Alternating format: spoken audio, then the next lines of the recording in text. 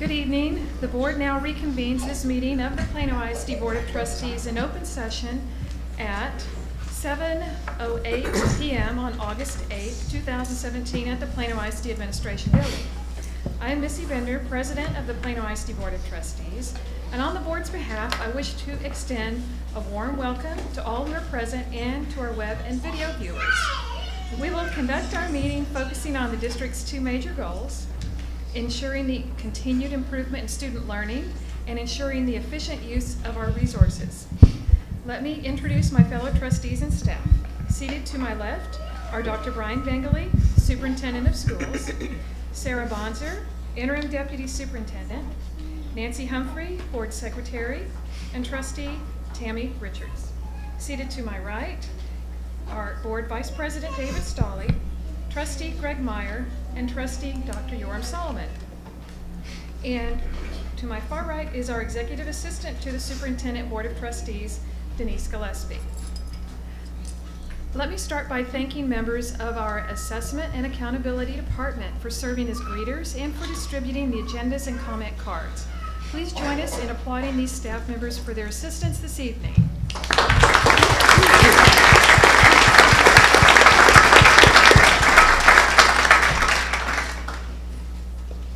At this time, Tammy Richards, our Trustee Tammy Richards, will share an inspirational message. Miss Richards. Thank you.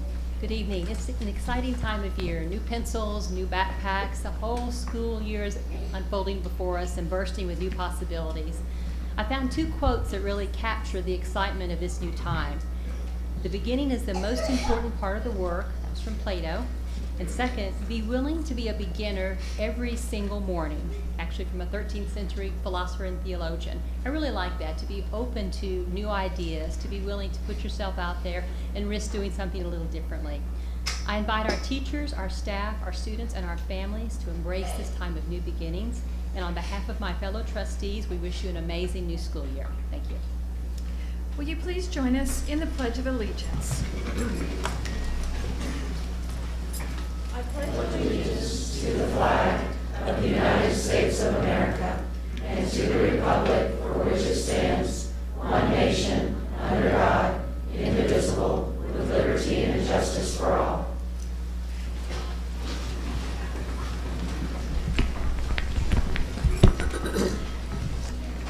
We now move to recognition of special guests. At this time, Ms. Oliver, who is our Assistant Superintendent for Government, Community, and Planning Initiatives, have you been made aware of any student guests for this evening? No, ma'am.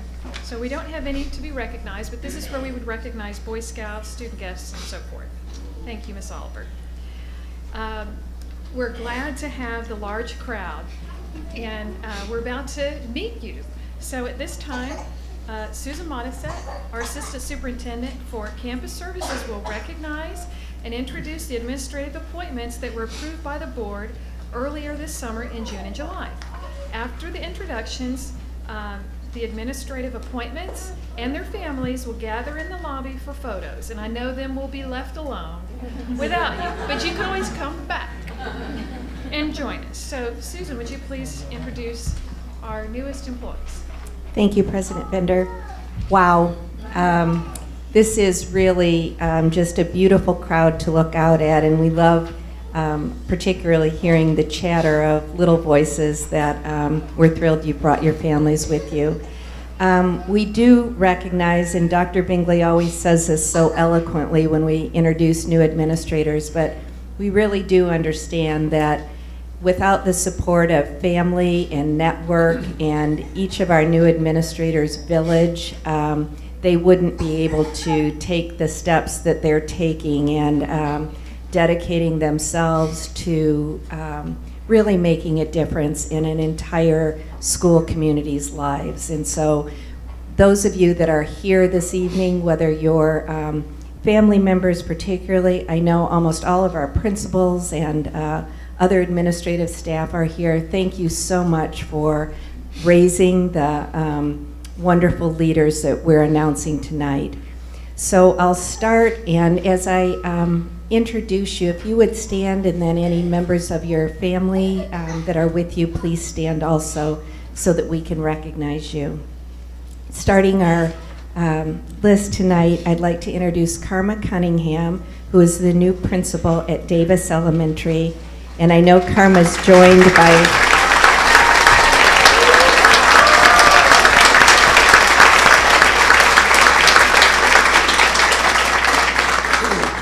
Karma, I know your son Zachary and granddaughter Madison are with you tonight. Next, I'm so pleased to introduce Mary Harden, who is the new principal at Memorial Elementary.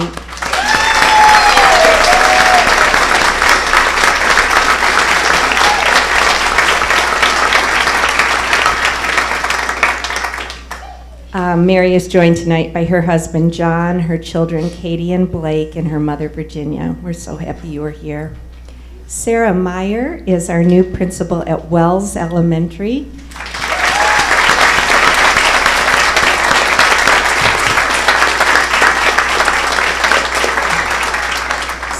Joining Sarah tonight is her husband Michael, her son Colton, and her mother-in-law Gloria. Hi, Colton. Next, I'd like to introduce Brooks Baca. Brooks is our new principal at Bowman Middle School.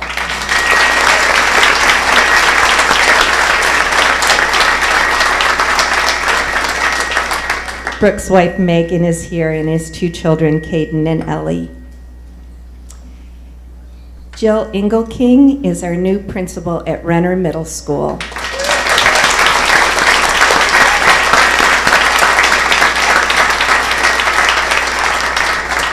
Jill is here with her husband, John. Our new assistant principal at Hightower Elementary is Ashla Morris, and Ashla is here tonight with her husband, Denzel.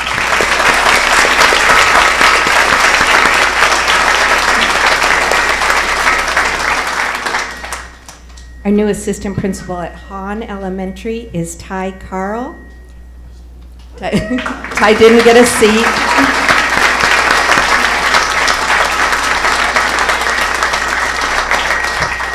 Ty is joined by his wife Carolyn and his almost new son Harrison, his mother Brenda, mother-in-law Lori, and father-in-law Jim.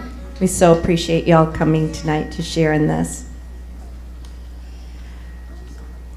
Our new assistant principal at Aldridge Elementary is Michelle Moses Meeks.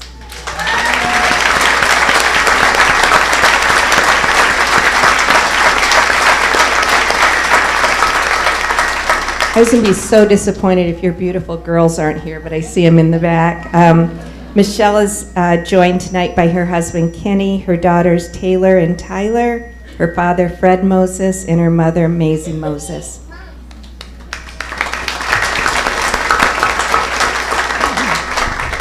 Our new assistant principal at Mendenhall Elementary is Laura Mercer.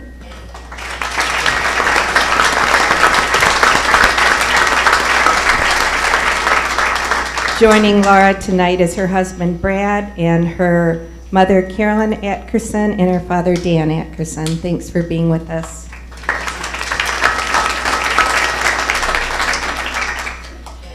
Our assistant principal at Carlisle Elementary is Stephanie Paholski.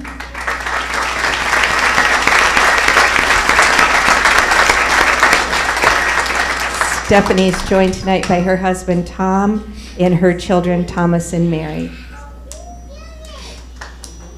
Our assistant principal at Dooley Elementary is Cindy Reagan.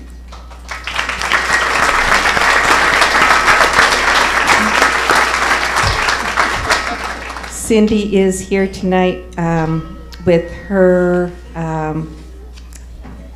daughter Taylor, thank you, and grandchildren Addison and Case.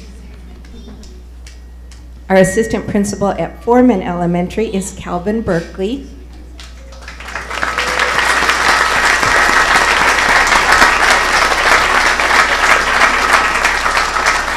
Calvin is here with his wife Eloise, his son Christian, and his daughter Chloe.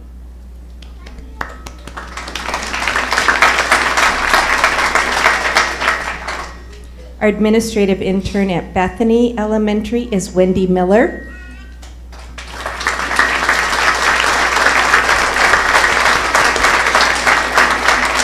Wendy is here with her husband Aaron and her daughters Grace, Alyssa, and Caitlin.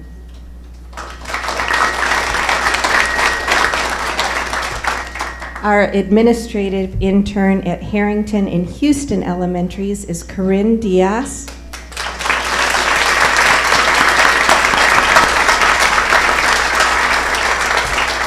Corinne is here with her husband Reggie, her daughter Cheyenne, her son Adrian, and her brother Carlisle. Welcome.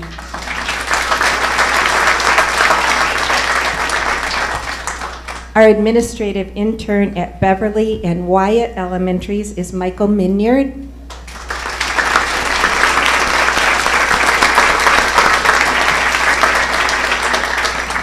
Michael, I don't see your wife. If she was okay, I just didn't want.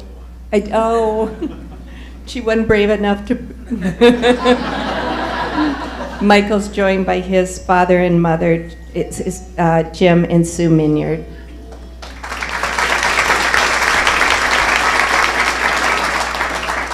Our administrative intern at Miller Elementary is Kaifa Tilford, and Kaifa is here this evening with her daughter Nayla.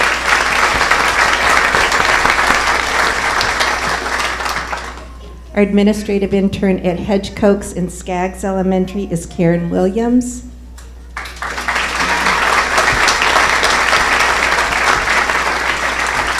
Karen is joined by her mom, Joan Kramer, her brother and his wife, Kevin and Christy, and her sister, Susan Caver. Welcome.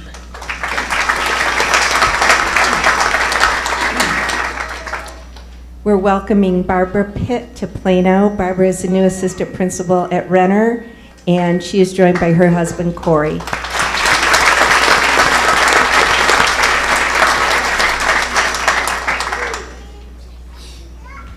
Bringing up the rear in the back, Kyle Hercules, I think, has taken up most of the back seating. Kyle is our new assistant principal at Armstrong Middle School, and he's joined by his wife, Sarah, and their 6 beautiful children.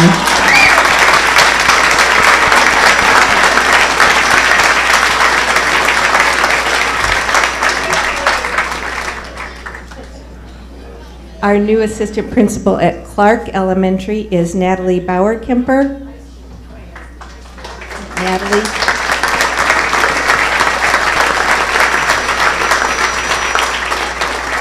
Natalie is here this evening with her husband David and her brother Thomas Martin and his partner Josh Jones. Welcome.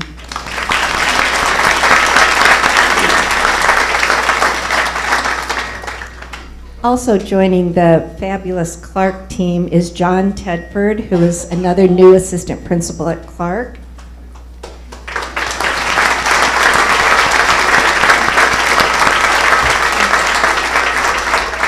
John is joined this evening by his wife Anne Marie, his children Aubrey, Jacob, and Lucas, and his mother Margaret Kane. Glad you're here.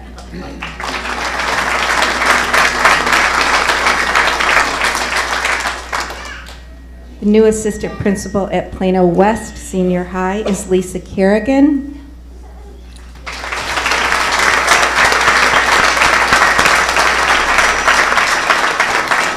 Lisa is joined tonight by her husband Jay and their 2 sons, Sean and Brian.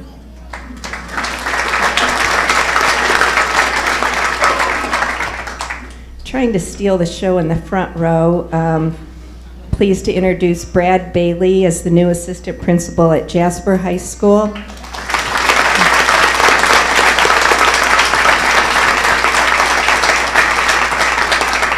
And Brad is here this evening with his wife Brianna and their son Everett.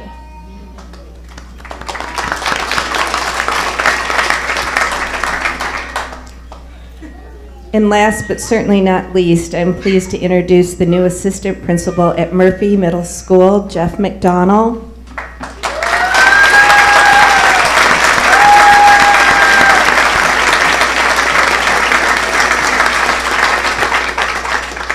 Jeff is here tonight with his wife Jenny and their 2 boys, Jack and Jude.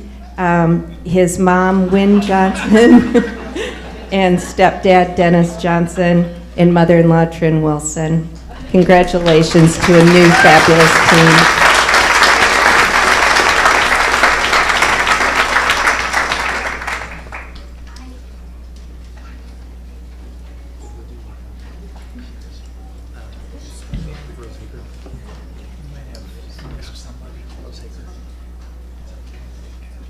Go ahead and let me come back. Do you want me to continue? Dr. Bingley, would you like to say a few words? I would love to. Before you all leave us, certainly on behalf of all of us, I want to congratulate you, and I want to thank you for what you've already done for teachers and for children to get you to be here in front of us today. But I then want to thank you for all that you're going to do, for agreeing to step into these roles, which are so vital for us. And Ms. Modest's correct. I always also want to thank all those who came with you today. Thank you for being here with us this evening to honor these folks as they come into administrative positions. But I always do want to say thank you for the love and the patience and the patience that it takes to help all of us do this work.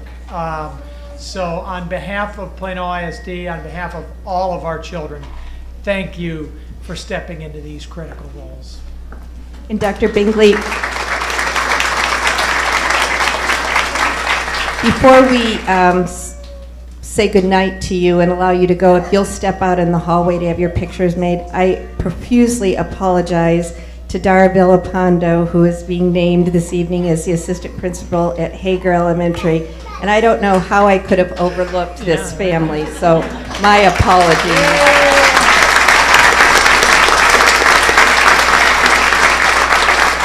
Dara is here tonight with her husband Ryan and their two beautiful girls, Eva and Nina. So thank you for being here.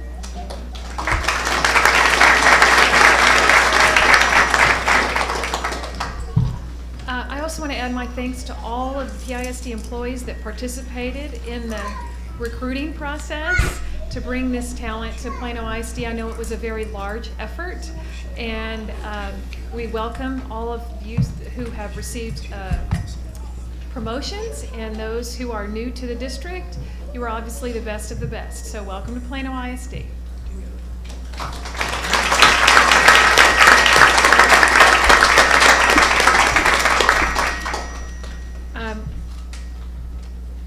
You all can exit now. No, don't go. It's going to be interesting.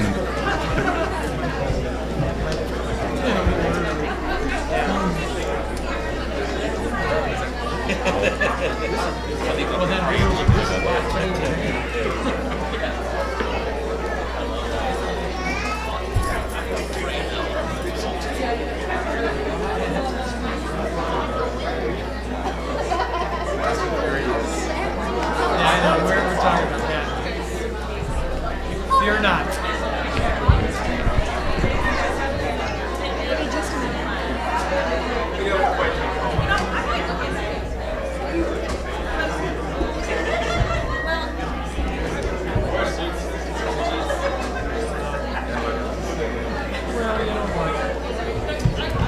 Still way better than doing that in front of nobody. Just such a... It matches the new teacher. Energy that you Isn't there a requirement that we have at least 4 people in the audience?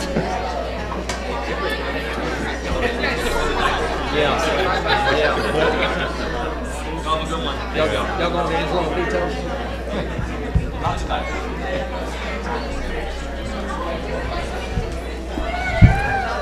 Okay, I'm going to go ahead and continue. Looks like we're going to close session. So,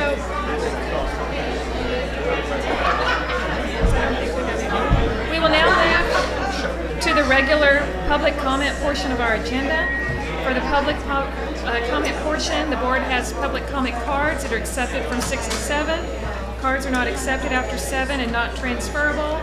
All cards were given to Carla Oliver, who will present the speakers during this time. Carla, do we have any speakers? We have no speakers. We'll move on to the next item.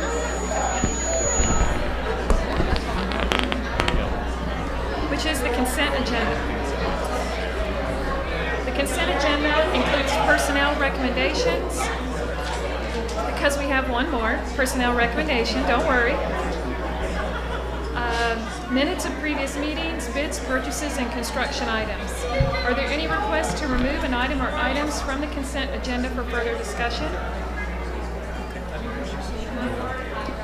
Hello, can you hear me? Yeah, it's just loud. Yeah.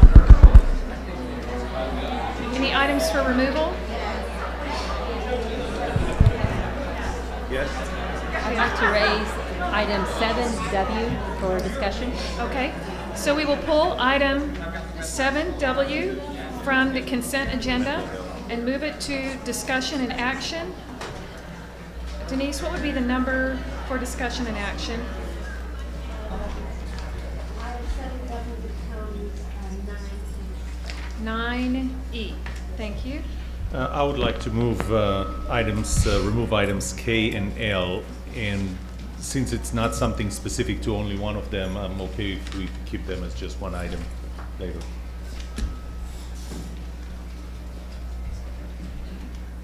So, okay, make it two. Okay, so W, K, and L are now moved to item 9E. All right, do I have a motion to approve the remainder of the consent agenda as presented? So moved. Do I have a second? Second.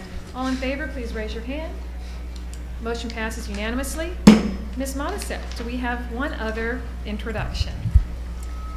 We do. With the approval of the consent agenda, we are thrilled to bring a new Plano West Wolf into the pack.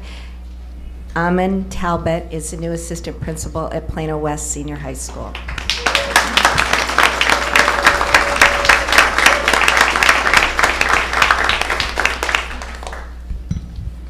And that looks like it might be your spouse? No. Your friend? My kids were sick, so we're here on my phone. All right, well, I got my welcome. wolf and Well, welcome. Congrats. No, just congratulations. Just there earlier today. Welcome aboard. I'm excited. Yeah, go get your Okay. picture made. Don't miss it. All right, now we have some more exciting news to be delivered by our CFO, Steve Fortenberry. He will introduce the bond sale report. This is simply for information only. Mr. Fortenberry? Thank you, President Bender. At the June 6th regular meeting, just before we semi-adjourned for the summer, you did give us approval to move forward with the issuance of Series 2017 school building bonds this summer. If you recall, that approval authority was contingent on certain parameters being adhered to, and as long as they were, well, then the certain pricing officers were able to accept that transaction and go ahead and accept it on a date other than a board meeting. If you recall, at that time, we were selling a large amount of the remaining authorization from the May of 2016 bond election. Basically, we were selling all but the last 3 years of technology, and then some of the specific projects that we think we may not actually need, such as a new elementary school, that we would hold off until later. That, along with the $300 million that we sold last year, would bring us to a total of $420,050,000 out of our total authorization of $497 million. At the time that we discussed that, the logic was interest rates are very low. We would like to keep the tax rate for INS at the same level it is currently at, 26.9 cents. And we'd like to expedite and move up payments as quickly as possible to pay off that debt as quickly as possible.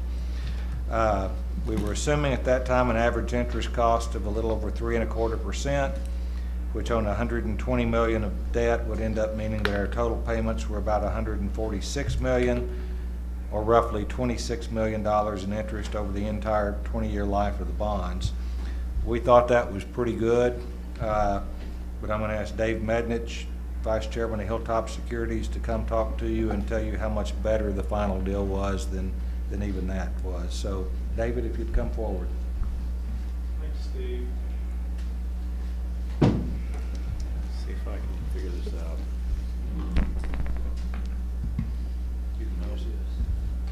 There we go. I think Steve covered it pretty clearly, but I'll try to hit some of the high points and not be too redundant on it. But as he stated, what we did do, we authorized, or the district did authorize, $120,050,000 worth of bonds, even though we sold $108 million. Because of the marketing strategy and because that's kind of what the market called for, you're able to get a little better interest rate with the premium configuration. So part of the bonds you received of the $120 million was premium, and the rest of it was the principal of the bonds. And if you notice on this second installment, that did make up the $19,275,000 of the 5-year term, $5,525,000 of 10-year are the life of the assets, and then the $95,250,000 over 20 years, and not to be unnoticed is the 93% is repaid within 8 years, and so that's what really helped the interest rate a lot. You were able to, because keeping the tax rate the same as it was and moving some of the debt up, and by the way, because you had an incredibly good debt structure before that allowed you to do that, and you've had a lot of other things going your way, you're able to do this at a very effective rate. Oh, wrong way. These are the the bidders that bid on the bonds. It was a competitive sale. We did it Thursday at 10:30. It was Wells Fargo, RBC Capital Markets, Morgan Stanley, Citigroup, JP Morgan, BOK, FTN Financial, First Tennessee, Bank of America, and Robert Baird. And you see the interest rates range from a 1.53% to a 1.66, which is very good. And actually, and I'll show you in a moment, the 1.53, after it was all figured again, we were able to, because we got a little bit more premium, we were able to reduce the bond issue size, and so therefore it reduced the average life was even shorter. We paid them off quicker, and so therefore the effective rate was 1.51%, as Steve kept saying, where it's almost like no interest at all. If you look at historically, this is one of the lowest interest rates you have achieved. You have some others that are right at that same level, but overall, when you look at what your borrowing rate is, going back to 2010, it's less than 3%. It's pretty incredible. And then also of the bond issue, as I stated, $108 million was from principal, $12 million was from premium.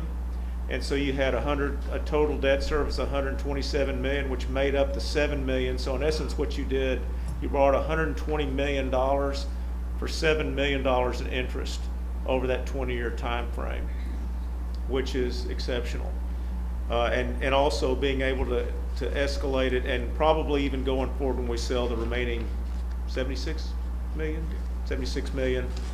we might be do a little better than that as well.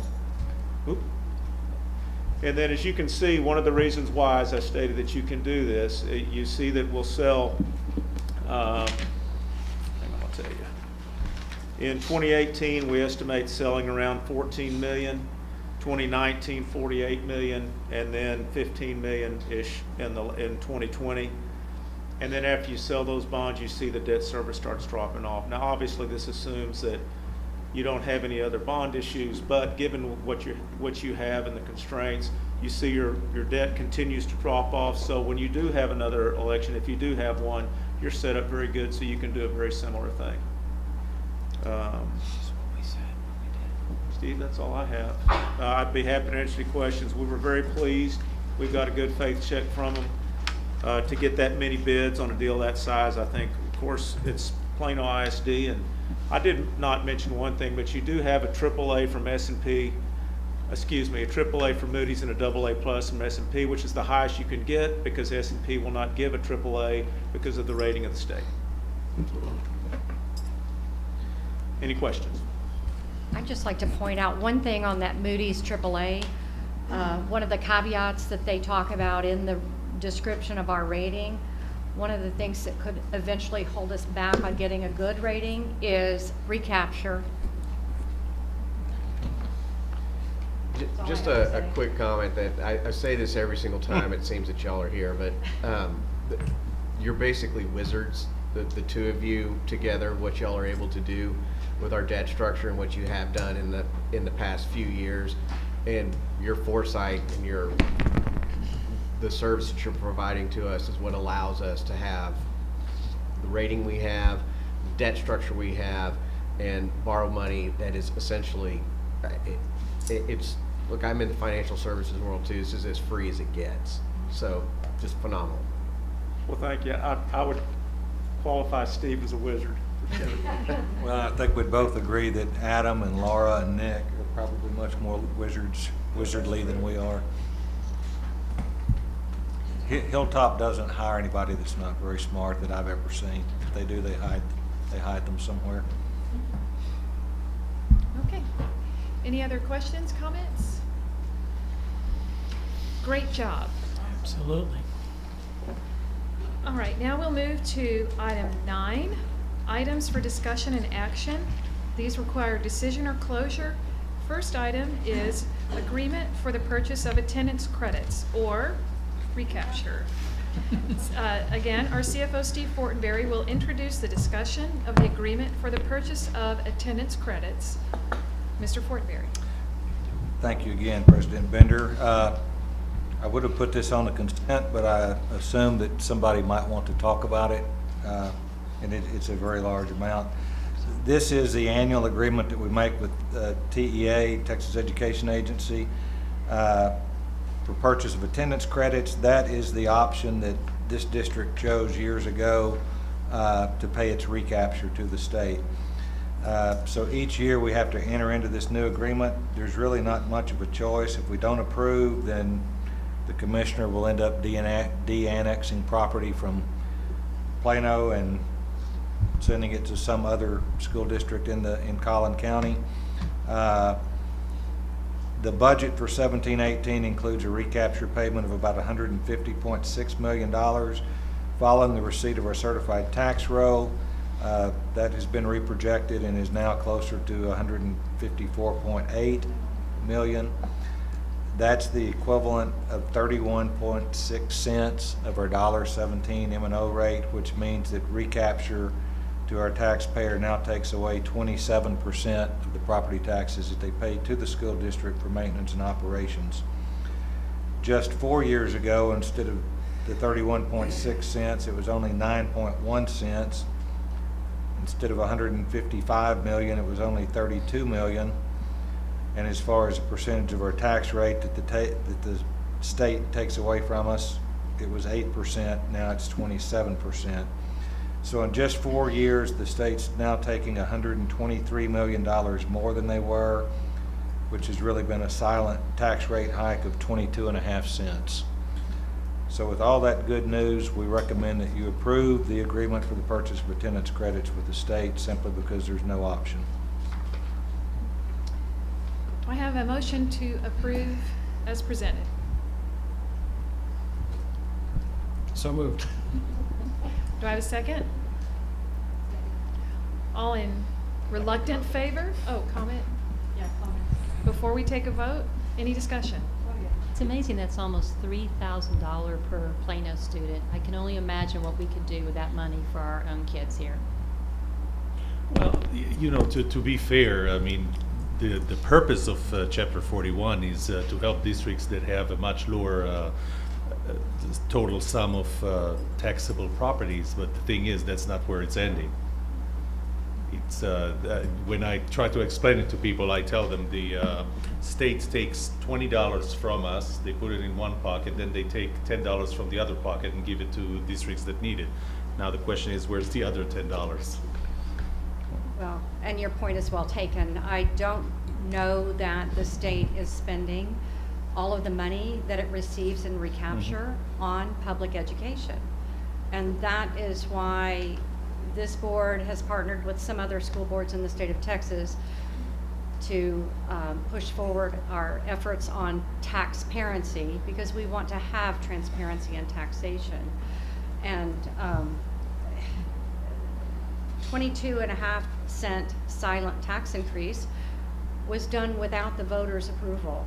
And I know that our legislators are currently in session looking at school finance, and there are a few bills out there. I would encourage our listeners to write their senators to support House Bill 21 and House Bill 30, which would give us a little bit on the basic allotment, which would reduce that recapture rate enough to where we would retain $10 million in Plano for the next 2 years, each year. But that's, when you think about that, that's not a lot of money, but it's something. Yeah, it's for one, I don't know why Steve was looking at me when he said this wasn't gonna be on the consent agenda, because people want to talk about it.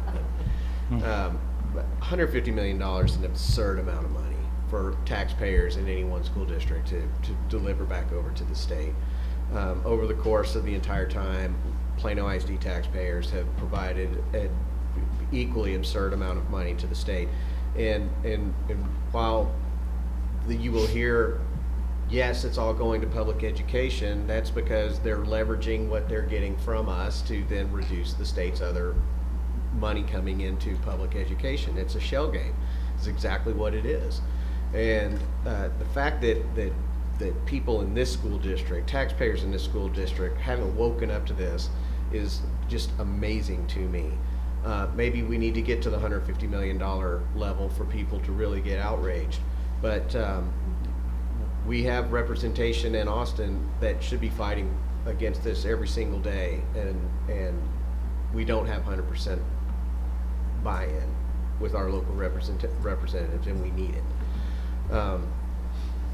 You know, I don't know what else there is to say about this. It's a difficult topic because we're the minority in the state, and the majority is not going to give us any relief until something drastic happens. And you know, today Senator Taylor called the House's plan for school refinance what was the exact term? He basically said it was unsustainable.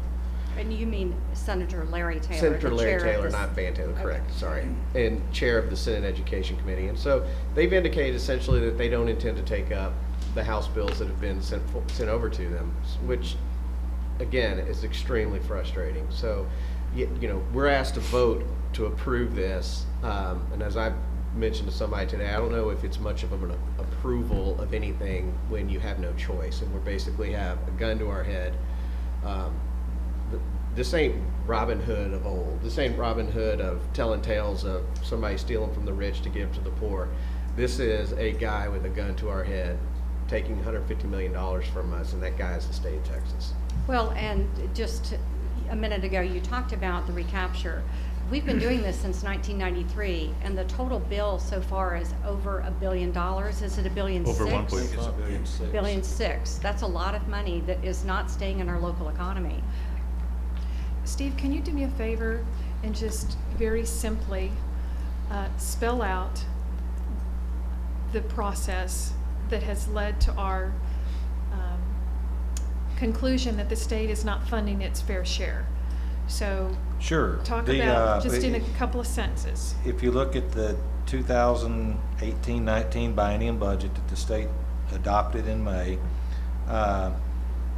there is, I believe, $500 million a year more in recapture being paid, and yet the state is decreasing its contribution to education by $1.6 billion over the biennium. So it's impossible to say that it's kind of like David or Yoram said, they reduced their share by $1.6 billion, and we're giving them about $500 million. So it's obvious that it's not going back into education because they're cutting what they spend even more than the recapture. Okay. Thank you. And about a decade ago, the state's contribution was roughly 50%, and now it is down to 38%. So we will be outlining this for our taxpayers in the next few months so that they will become more informed and can be an informed voter as they move into the primary season. Missy, I might also add, when you talk about the state participating at 38%, that's at the state level. But if you take that to a local pie chart, we receive 7% of state funding, and the balance is our local taxpayers and the federal contribution of about 10%. Is it even Less. 7%, Steve? I think it's even less. It is, I believe, around 7%, but that's misleading because it doesn't subtract the recapture out. If you looked at it that way, our taxpayers are funding more like 125%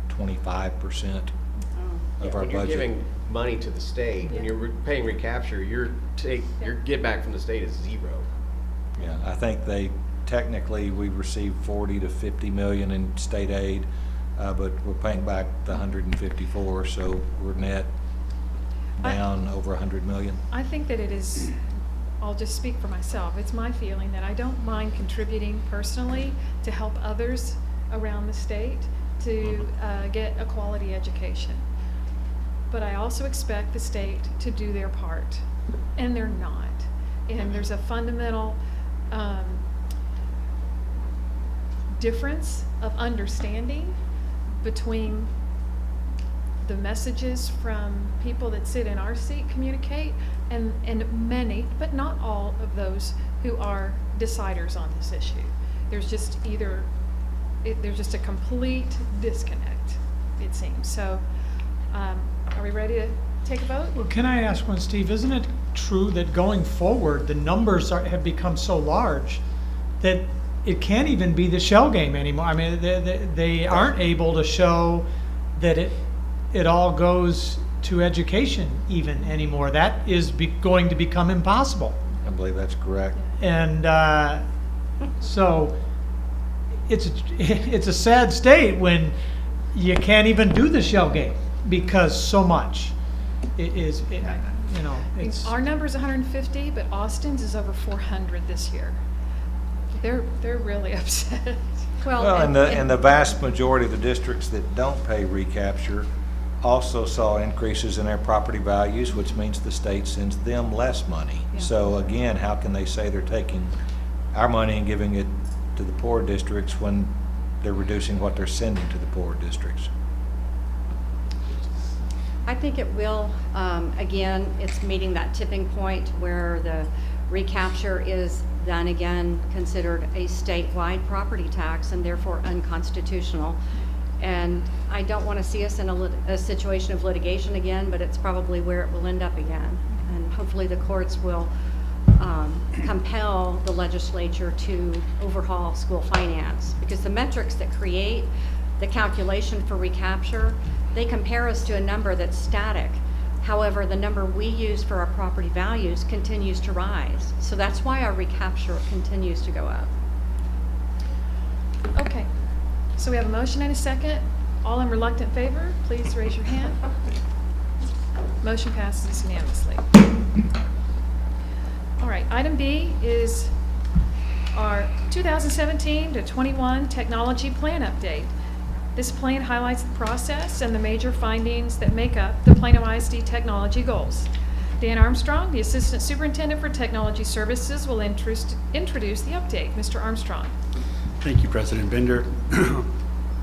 I'm so excited to be introducing the tech plan for 2017 to 2021. Actually, I'm going to ask Mr. Matt Fry to come up here and join me as my co-presenter. We have some really new ways that we're going to really take the district in a new direction, and we're really excited to introduce this to everybody. So, excuse me, without further ado, let's go ahead and get started. And I know this slide right here is a busy slide, but we wanted to begin by discussing our guiding principles with regards to the technology plan. When you really look at it, this comes straight from our strategic plan with the emphasis on the technology components. So I'm just going to paraphrase from the strategic plan that we believe in developing capacities by those 4 bulleted items, integrating all systems. I want to draw your attention to the second item, though, which is implementing classroom strategies and technology tools to create personalized learning. I really highlighted that because that's going to be a theme that you're going to find resounding through a lot of our data that we've been gathering also from our staff and our students. The other components are leveraging the technology's potential to enrich and deepen the understanding of our students. And the last item is improving the school's infrastructure. I can tell you right now, we're working on that, and I'm hoping, I've got engineers at Jasper and McMillan this afternoon improving our infrastructure. So I threatened them if anything goes wrong with my presentation tonight. Because I know they're working on the backbone right now. But with that being said, I want to discuss the plan and what it is. First off, if you look at it, it's not a standard 3-year plan. What you're noticing, we used to have a plan that mimicked, that we would file for E-rate purposes. They've done away with that rule. We don't have to do that anymore. What you'll notice is years 1, 2, 3, and 4, they line up with our school years. Honestly, they're lining up with our bond and the technology components of the bond. So that's how it's split out. Now you'll turn around and say, hey, it's a 5-year bond. What did you do with the first year? Well, currently we're on the first year on 2016, 2017. And so I consider that to be year 0. Now, let's discuss year 0 of the bond, because that was happening this year. We have been, for the past 3 to 4 years, really catching our technology up. We've been working feverishly because we did have computers that were 8, 9 years old, actually in some cases 10 years old. We've been working feverishly to get that up to date. And so we have, on the old plan, offered options for mobility. And so you could go from a desktop to a laptop. But what you'll notice was the infrastructure, a lot of things weren't there to go wholeheartedly into some of the newer technologies. A lot of that's being worked on. So if you look at what we're right now, put into perspective, Matt came in last year, this time, in the summertime. And so once Matt got here, I can tell you, we rolled up our sleeves and started looking into everything that we have out there right now. And the first item is there, the per classroom model. That's what we have right now. Like I said, it could be a desktop, but it could be a laptop, but you had a certain allotment. And we're going to go into a lot of details about that. But the real key to understanding this is, because the access wasn't really there, you could have a classroom with 7 computers and a classroom of 21. That if you were successful in rotating students to the back, that's fine. But if you tried to do something as a class, you'd have 2 to 3 people per one device.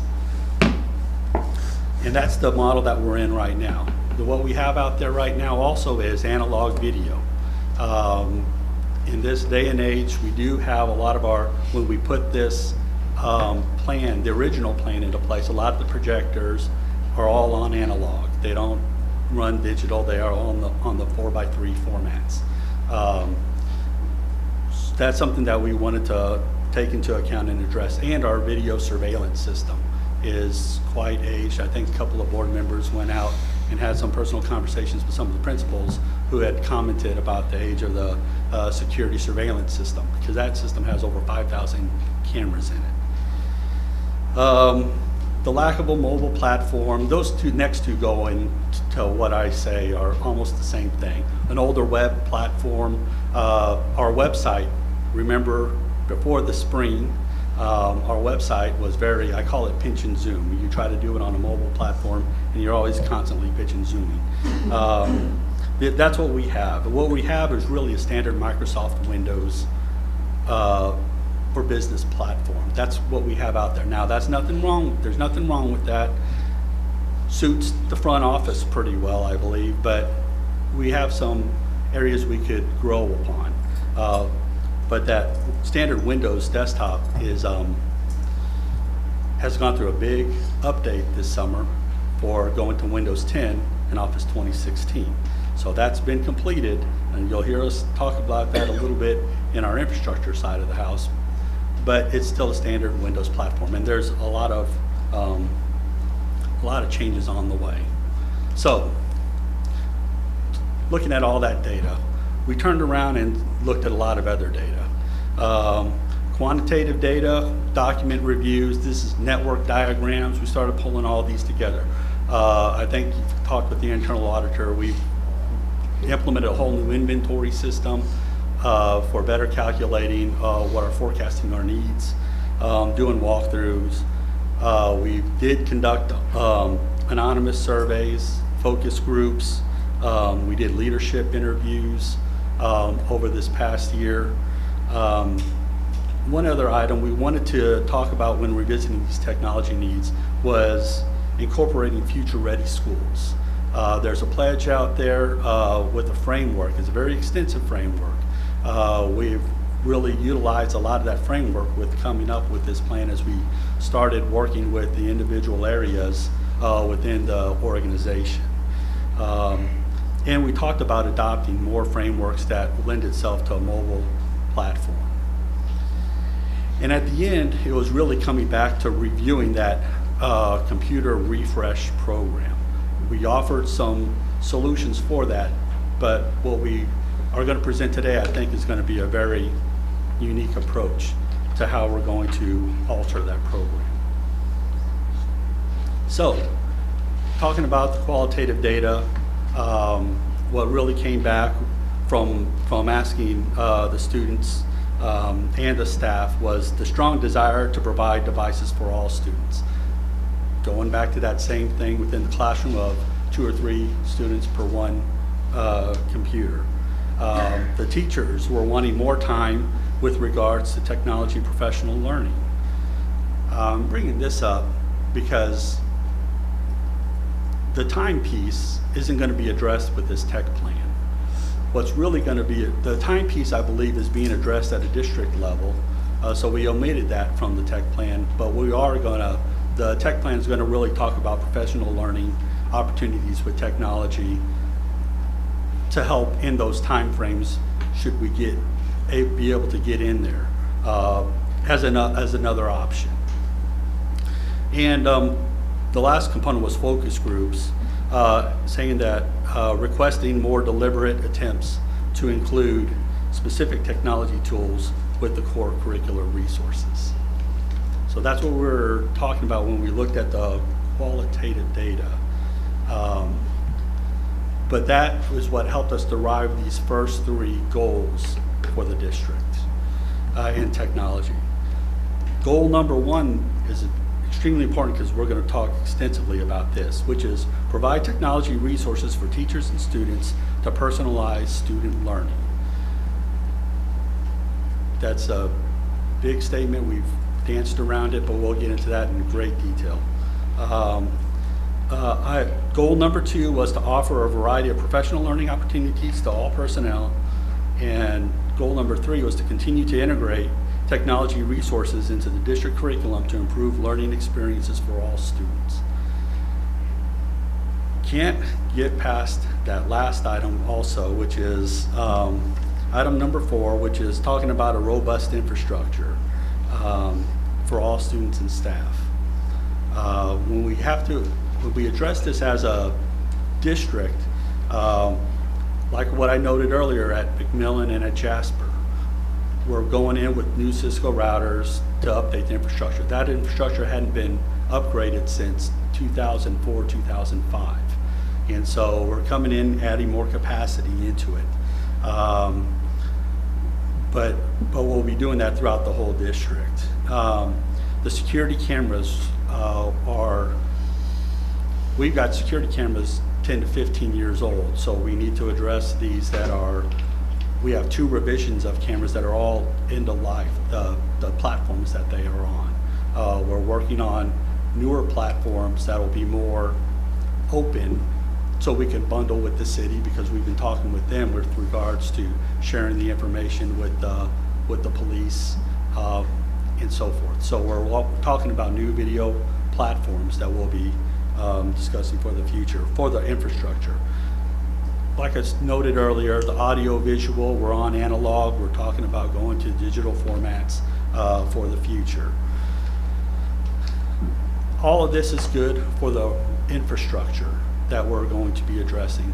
But really what I wanted to talk today about is the number one item.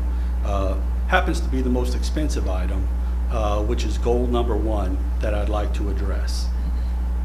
And that is talking about that personalized student learning. Now, here's where it gets really interesting. Does this mean Plano ISD is going one-to-one? The answer is yes. We are going to be going one-to-one, but let's talk about what that really means.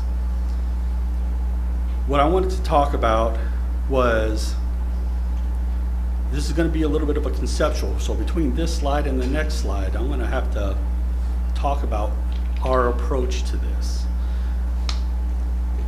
We do have one-to-one at the Academy, that is true. But what I want you to think about is a traditional one-to-one. When you hear your peers talk, and when they talk about a one-to-one program, it's usually a take-home program.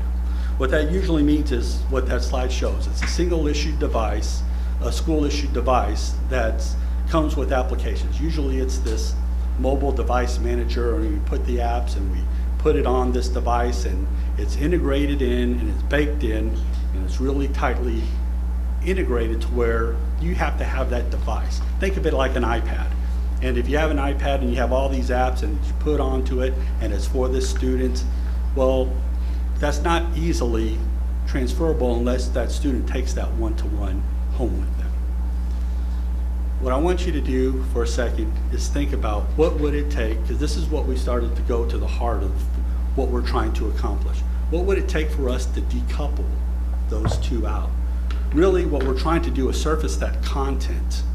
That's what we're trying to do, independent of the device, but have it there and available on whichever device you're on.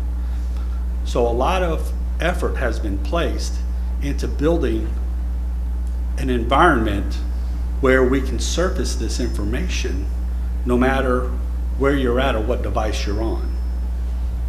So, with that being said, right now we have a great BYOD program. But what we're talking about here is if I could look at that content there in the middle, I could break that apart from the device. Then it doesn't matter if the student brought the device, if they went home with it, if they're at their friend's house. What the data was showing also is a lot of the parents are purchasing devices for their students also, but a lot of them don't take it to school with them necessarily. So how do we get the content of all of this and push it out to where it doesn't matter what device you're on or where you're at? We can surface your textbook and put that personalized learning where you start and stop on whichever device you're on. On the collaboration, the same thing.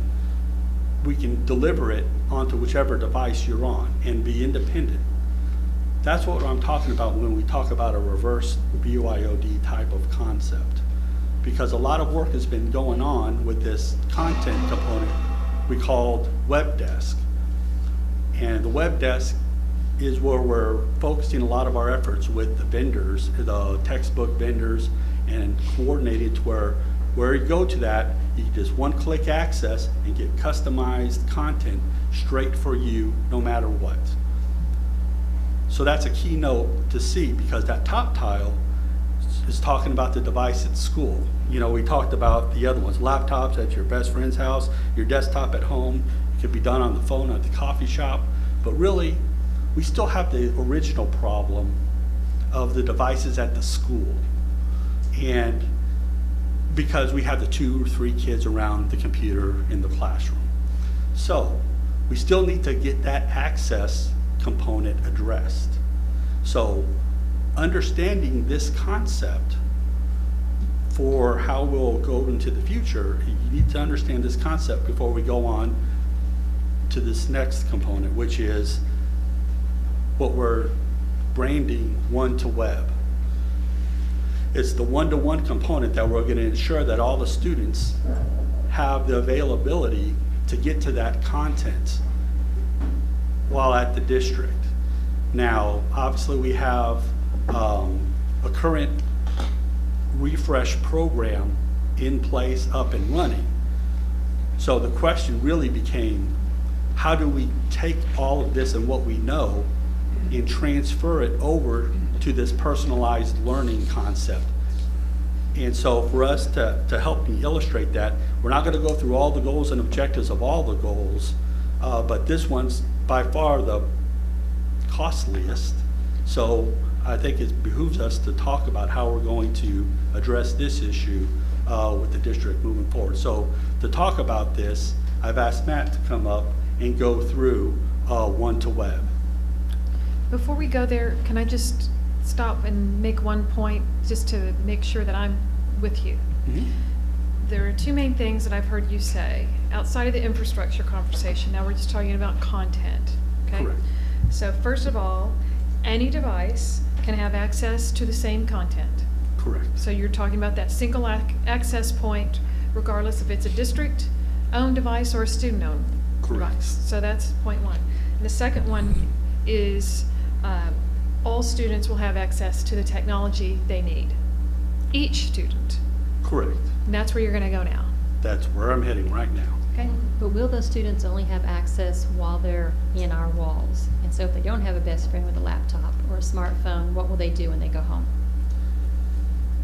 I was going to get to that part near the end because I want to show that we're in the title schools at the current moment testing out some concepts with the title schools. I'm kind of stealing your thunder for a second, Matt, but we do plan to address it probably as an appendix to the plan, but we're putting certain overages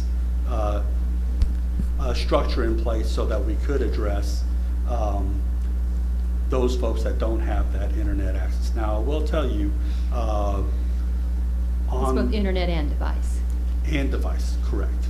And so we'll discuss that. I think we should discuss that probably at the end. Okay, I can wait as long as they're not considered.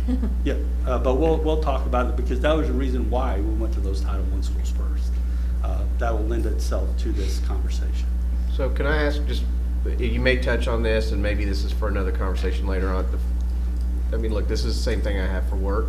Private industry has this all over the place where you can access from anywhere. The first thing that comes to my mind is security of the network. Mm-hmm. Are y'all going to talk about that tonight? Or is that something for a conversation later on? Yeah, because a lot of 35 minutes, we can go a little bit further into security. Now, don't get me wrong, that it's secured components talking with the web desk, so it's encrypted and the whole 9 yards. And we have security, but that'll be, I would think, for a different conversation that we could come back and discuss. So Denise, will you make a note that we want to come back at a future point and cover network security? Okay, thank you. You're on now. Good deal. So as Dan shared this slide deck with me, as we were looking through it a few days ago, I really liked his intentional use of the word campus on this slide. Goal 1, objective 1, to increase the number of devices per campus based on district standards. And if he said, alternatively, we were going to increase the number of devices per classroom, maybe the net effect would have been the same. At the end of the day, perhaps a campus would have the same number of devices. But I would contend it's that subtle distinction, campus versus classroom, that really sort of signals what I hope is the beginning of an exciting paradigm shift in Plano ISD.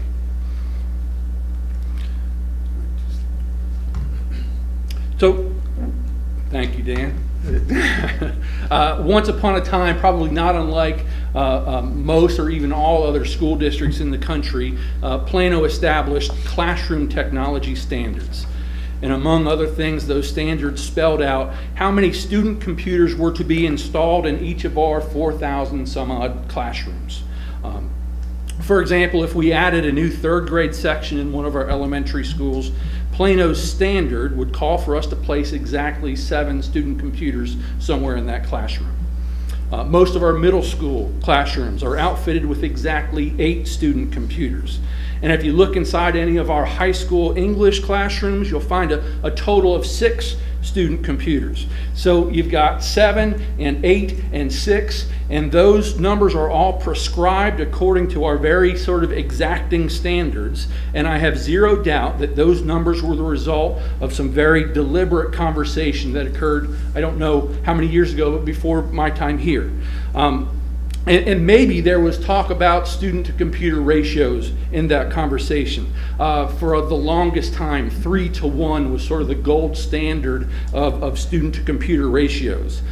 Or perhaps budget played a central role in determining the number of devices allocated per classroom. Not exactly sure, but in the conversation I've had with our constituents, with our teachers and students and principals, I am fairly confident that those per classroom device standards are now viewed as somewhat arbitrary. Perhaps not at one point, but today they're arbitrary. Why 6? Why 7? Why 8? What's the significance? And there's a growing belief that the only student-to-computer ratio that really matters, perhaps the only one that's truly poised to move any kind of needle, is 1-to-1. So to that end, we are excited to propose a new standard for Plano schools. We're confident that this new approach will move us from a classroom-based, equality-driven model to a student-centric, sort of equity-driven model. And we're calling it 1-to-web.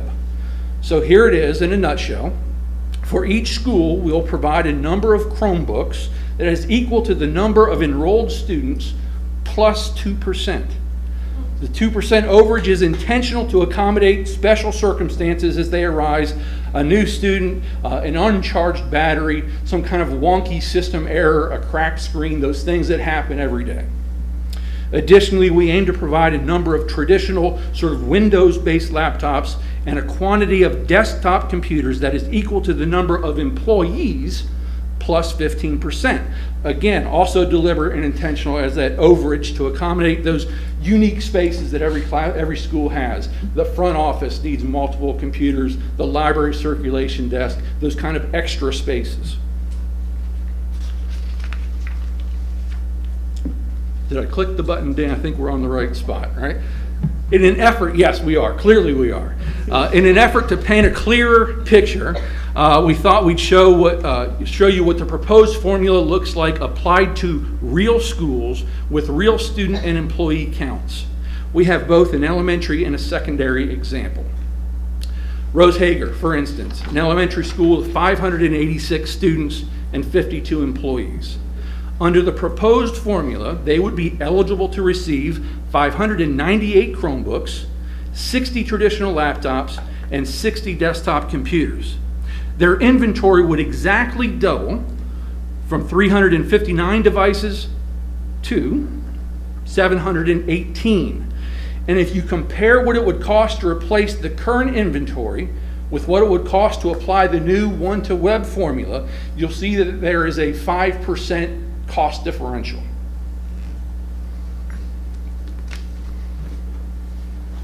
Shepton High School has 1,512 enrolled students and 120 employees. Under the proposed formula, they would be eligible to receive 1,542 Chromebooks, 90 laptops, and 138 desktop computers. Their inventory would not quite, but very nearly double from 894 devices to 1,770. And if you would compare what it would cost to replace the current inventory with what it would cost when you apply the 1-to-web formula, you'll see that the cost differential is in fact less than 0.5%, less than 0.5%. So budget neutral was sort of a big deal for us given existing budgets. We made worksheets like these two for really every one of our schools, looking for anomalies, looking for instances where the formula would be somehow cost prohibitive, otherwise untenable. We were not able to find really any extreme outliers, really not much in the way of outliers at all. So, in early March, we decided to move sort of from abstract to concrete, sort of from theory to practice, and take this sort of new formula for an authentic spin in some of our schools. So beginning with Meadows and Mendenhall, we equipped a dozen Title I schools according to this formula. We provided each campus with enough professional learning to ensure they got off on the right foot. And then the overwhelmingly positive response from those one-to-web sort of pioneer schools has been validating and gives us really the confidence to come here tonight and recommend that we stay this course. Oops. Can I ask one Yes. quick question, just so I got, on the Chromebooks, what is their useful life compared to like a laptop?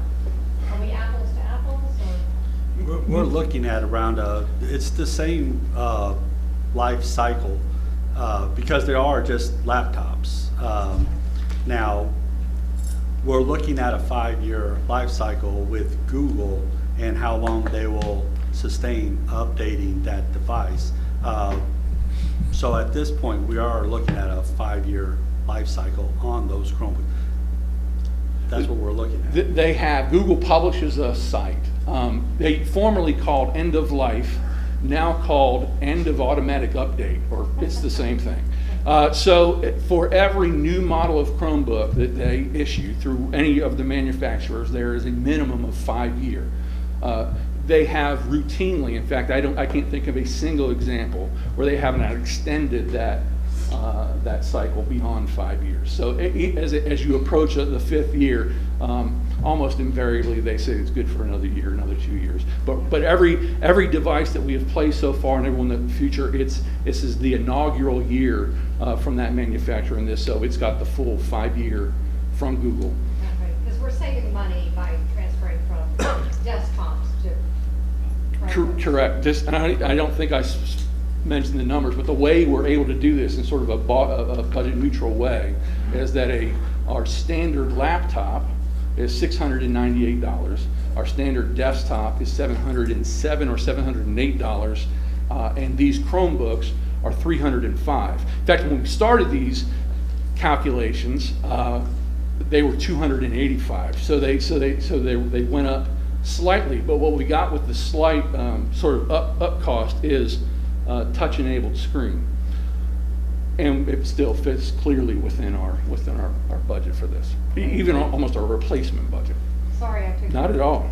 To ask a clarifying question, we're going to have kindergartners with Chromebooks? Yes. I'm cool with that, but what about Sort of. pre-K So kids? here is the. All right. So we had 35 minutes, right? Sorry. It's an interesting question because it goes back to the classroom versus campus. And so to some extent, we are providing a campus-based allocation. And we're saying place these different devices, desktops, traditional Windows laptops, and Chromebooks, where they will do the most good. Coupled with that, there are programs outside of this, our art programs and PE, and they have and just special programs that require special attention and special devices that are really outside of these budget allocations for replacement and new technology. So they're going to have a mix of things, and we're asking place those where they do the most good, and we'll help you make those decisions. But so it would not be beyond the scope of reason to think that elementary kindergarten kids are still going to have. In fact, I can say pre-K at the 6 or 8 programs, they're sharing a class set of 15 iPads.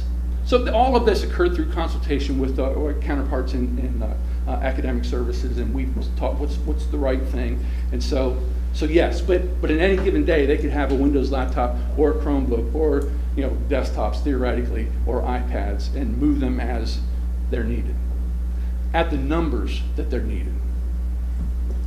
So you may have answered this question when you answered Nancy's and I just missed it, but what's the practical lifespan? And I'm not talking about, hey, it's good for 5 years. I mean, practically speaking, what's the practical lifespan of a Chromebook versus the laptops and the desktops? And the reason I'm asking this is because we're getting seems to me, a better bang for the buck with Chromebook. And if the practical lifespan of desktops and laptops is not that much more than what you're getting with a Chromebook, it seems like this is, from a cost-benefit analysis, a no-brainer. It is. Now there, I will be the first to tell you though, I hope, but to this point, very few of our elementary schools, for example, participated in Microsoft Minecraft EDU activities. A Chromebook would preclude you from participating in those activities. They require Windows 10 and Windows Server 10. So I still think there's a need for some of those Windows laptops for different reasons. But the things that Chromebooks could not do at one point compared to what Windows laptops could do, that gap has narrowed significantly. And two, coupled with the software with WebDesk and these other things that will provide now printing and projecting and accessing Windows file shares through Active Directory and all those things make them, they can do pretty much everything that the Windows laptops could do. So. I'm sorry, I know it's only 35 minutes, but this is important stuff. So if it goes 40, okay. I'd like to actually make sure that principals don't end up squirreling away assets, because if you go campus-based and they want to protect and they don't want to have things broken, so it's better off keeping it in the closet than having a child use it. So are you going to have audits to ensure that it's actually fully embraced and these projects do get out? That's one question. Second question is, what did it actually look like when you went to these Title I campuses? And so in that spring, did all the kids actually have these devices? And if so, I'm surprised because I didn't hear about it from my friends in these campuses. It was mid to late March where the initial few schools. I can tell you this. So how's it received? Anecdotally, Saul Laredo at Memorial, right? His students call me Uncle Matt now. So that's how they were they were appreciative of that. Here's what I could see. So in walking through their campuses, there was excitement and just general, you could see them out and being used. On the back end, and this is what I love, we are asking them to access resources through this web desk. And really we're saying for almost every resource that we would say, how do I get there? We say, go through web desk. Selfishly, because then I can see who's using them, how many logins were generated from Memorial, how many logins were generated, and so I can see not just how if those devices are being used, but what specifically are they using. So yes, so we monitor. I nerd out several times a day to look at that dashboard to see who's using it and what it took off. Those schools specifically during the second half, and they really only had them for a little while toward the end. By the time we did those dozen, they were outpacing in terms of accessing resources through web desk than Plano Senior High. I mean, so they were, so they are. That's not to say Plano Senior wasn't, but I'm saying these guys were going through clearly. It was night and day the difference pre-Chromebook, post-Chromebook. So what was the latest any of these test schools got their Chromebooks? Still even now over the summer. Oh, so the ones on this Title I campuses, some of them didn't get them until the summer? I think like Rose Hager's going through a renovation in those components. So we're So I guess my question is like Barron, Daffron, Huffman Memorial, you talked about Memorial, when did they get theirs to test this out? Did they actually have them before the school year closed? Oh yeah.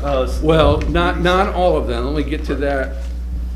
There's probably a slide I should look at. Let me go backwards one. Barron, Christie, Foreman, Memorial, Sigler, Weatherford, Mendenhall, Meadows. Those got them before the end of the school year. The remaining ones got them in short order after the end of the school year. Okay. So I'm also going to make a comment, and I'll give you extra time. I really like what I'm hearing, first of all. There are some things that are outside of your control in technology. And so you can have a fantastic plan, and we can have marvelous assets and great infrastructure, but if they're not being, and you've given us some good figures at, Saul School that they were being used, but I just want to make clear that it is extremely important. This is not optional for our campus leadership to embrace. It's not optional for teachers to, choose to participate either.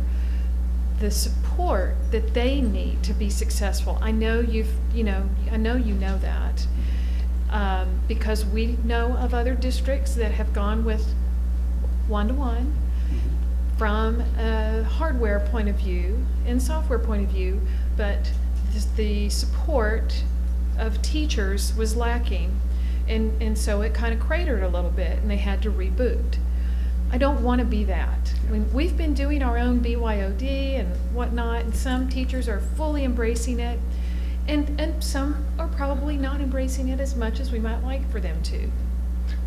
So I just want to make it clear that it's super important that we will be embracing this across the district.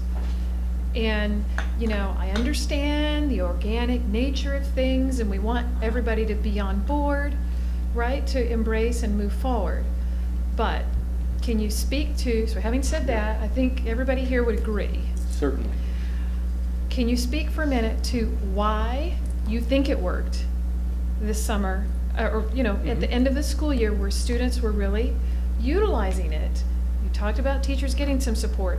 Can you talk about what you learned from that was working really well, and what you would do, what learnings you got from that would help it work maybe even better?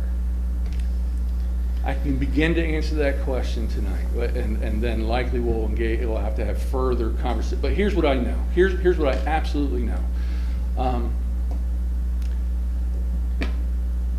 They use there's, and this is not mine. I borrowed this, and I wish I could attribute it to whomever it should be attributed to. But you sort of plan for Monday, and you plan for someday, right? These teachers were generally focused about Monday. If I'm delivering these, how can I make these devices immediately useful in my classroom? And so we sort of oriented ourselves around that idea. How can we make these immediately useful? And then two, plant seeds for how can we get to deeper activities as we go forward.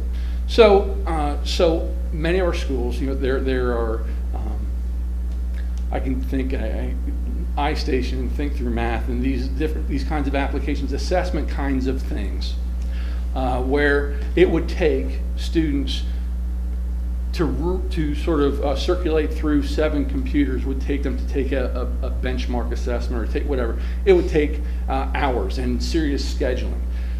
We could effectively regain instructional time by narrowing an assessment window. That was evident immediately at those schools. And I just say Saul, but there were a dozen other schools that immediately their use of some of those applications was they regained instructional time. Okay. Beyond that, what we know is outside of this program altogether, that our students and our teachers, and more than that, have combined to create more than 5 million digital objects in our private Google Cloud. They're using these tools, whether through these devices or otherwise. We know that on any given week we have 25,000 active users using Google Classroom. It's prominent here. We immediately, in terms of what can we do Monday, sort of engaging in the inaugural sort of digital interactions between teacher and student, we sort of supported those transactions and showed them how to use Google Classroom. So I can see very popular tools they're using, very popular, the Google tools. Just get a sense of, so in any way, without being able to cite the statistics, I know they were used for those very things they were immediately useful for those things. And so I'll spend time on it now only and skip over it later, is that you'll notice that we're focusing on very specific grade levels and subject areas initially, in concert with our folks from academic services, so we can begin to create some common digital experiences as they develop. And it won't happen right now, but as they work together to develop curriculum, now that we have more these affordances where we had constraints before, we can build on those things. And so there will be a deliberate attempts, I think, to your point, to make this part of a guaranteed and viable curriculum, these assets, right? But to now, initially, it's how can we make these immediately useful? And I think so far, so good. And it's sought after.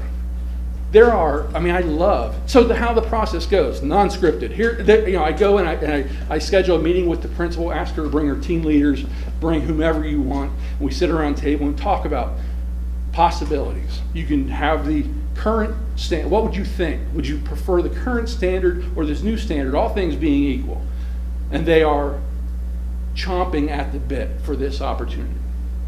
And it's followed up by having our project specialists visit the campus, walk the campus with the principals, administrative teams, talk to teachers, map out rooms. We're not putting 25 in each classroom. This classroom gets 23, this one gets, so it's very deliberate, and there are conversations occurring all that time. And then we schedule delivery to occur, and when delivery occurs, we unpack these things, we orient them to the device. So there is, and then there is some self-directed nature to this too. Challenge-based activities. I challenge you and your team to how can you use these effectively. I'll gloss over that a little bit more, but you'll see the specific sort of the scope of what we're trying to do. Not because I cut to the chase. We can't do this in one single year, so we have to do it in phases, and you'll see how that will play out. So to ask a clarifying question, these 12 schools, on August 21st, every child will have them. So there'll be 400 at Huffman, there'll be 700 at Mitchell. They'll be there, or are they still going to be waiting? No. The only two that have not been delivered to this point, I probably didn't even include them, well, not just these 12 schools. There are some others too, but Rose Hager we mentioned because of the construction. Like we're poised in the wings to deliver these things as soon as the walls are built, kind of thing. So. But that's a good segue into, we'll talk about the timing of how we're going to implement this program, because at the end of the plan, we wanted to give a year by year on what we're doing and how far we think we can get by a year. I think I'd like to just make one observation about what your question was. I think it's inextricable to work with curriculum and technology. I don't think we can separate the two. So I think what you're describing is the fact that we will have technology that will be utilized within the curriculum. Correct. That's exactly right. In fact, to elaborate just briefly on that, we have some of the most outstanding curriculum resources I've seen, built by some of the best curriculum writers I've ever encountered, right? Much of those resources are teacher facing. So they have curriculum planners that lay out and just provide all of these things.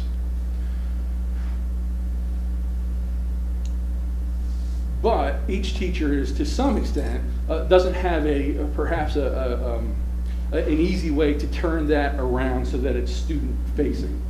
So what we're endeavoring to do is to work with curriculum to provide tools that can change some of the, not that it's an essential, well, so we're trying to do that, make some student-facing, some of what is great about what the teachers have, and sort of leverage that to the best advantage of our students. Right? So that's sort of our focus. Matt, I'm sorry, I know we're short on time, but I did a tour of Meadows in late May, I believe, and I don't know if they had gotten their full allotment yet, but I talked to a handful of teachers and the principal, and they were ecstatic. I mean, and I saw teachers where they had, I'll say more than 7 or 8 devices in a room, all going at one time, and it was phenomenal. They were. I don't think we'll have an issue with that. And don't read anything into the fact that 3 of the principals that were on that list have retired at the end of this year. That's no joke.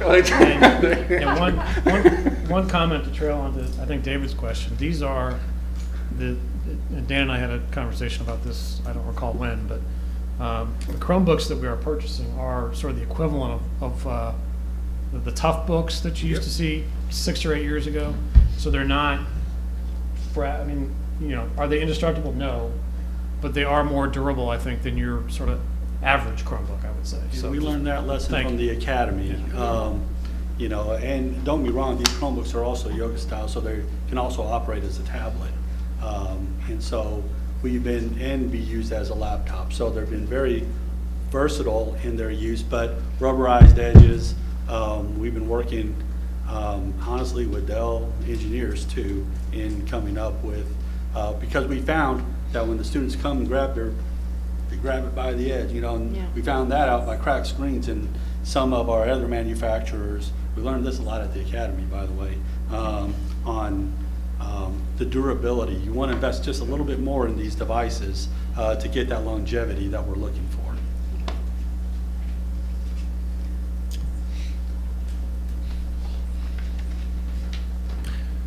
So, as much as we'd like for all of our schools to achieve one-to-web by August 21st, by the first day of school, the incremental nature of bond funding just won't accommodate sort of that everything in one fell swoop.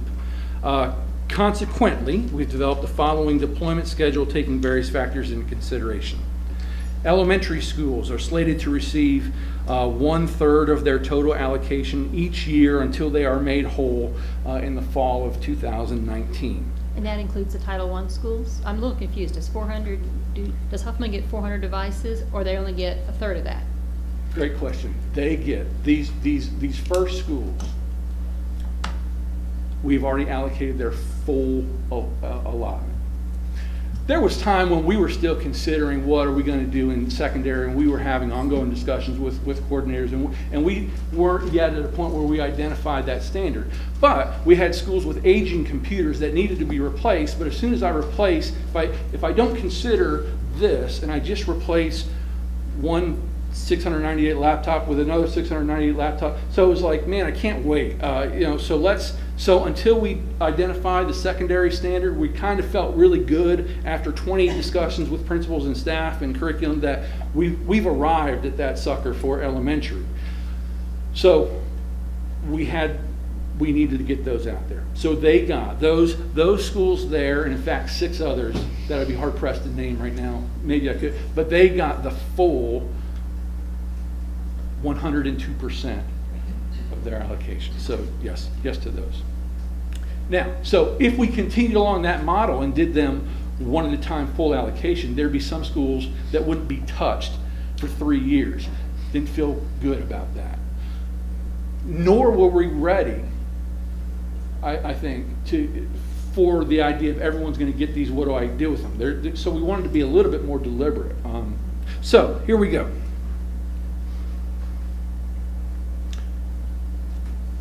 So the following deployment schedule, taking various factors, our elementary, I'm repeating. Elementary schools slated to receive 1/3 each of the next 3 years. Our elementary academic services department is recommending we focus on grades 3 and 5 this year.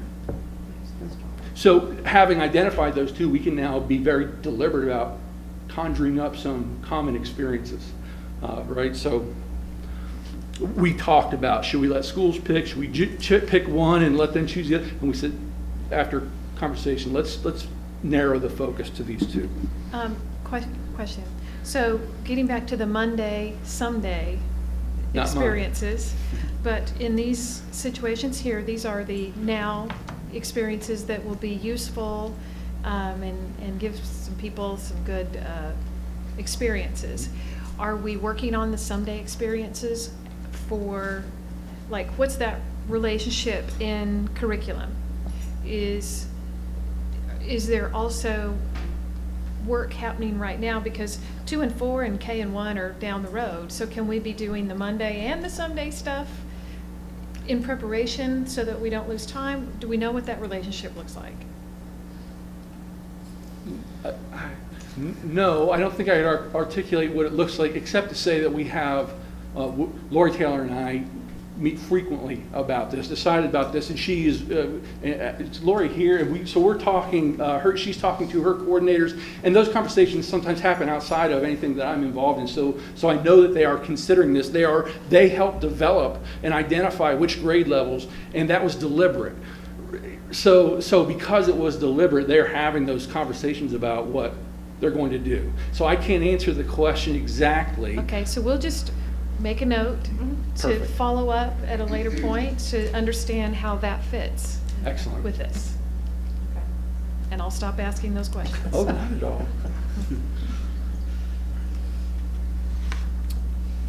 all. Middle schools, similarly, 1/3 of their total allocation each year until they receive their whole allocation in 2019. Working with secondary academic services, we're recommending we focus on very specific subject areas during the first year. And I can tell you, for example, what you'll see consistently, and I can't speak to all of those subject areas, but LOTE, I think the very last, the most recent textbook adoption was wholly digital in nature. I believe. Does that sound accurate? So it was a no-brainer that was an appropriate subject area. And then there are probably similar ideas for these other subject areas.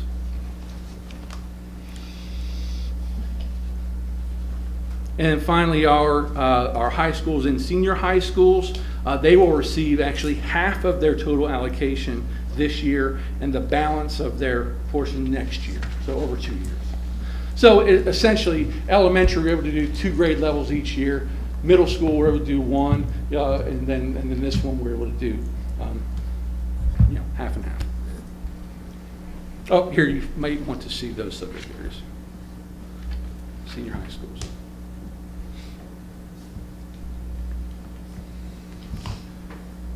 And then finally, for me, separate but related note, we are excited to provide each of our classroom teachers and librarians with their very own Chromebook this year.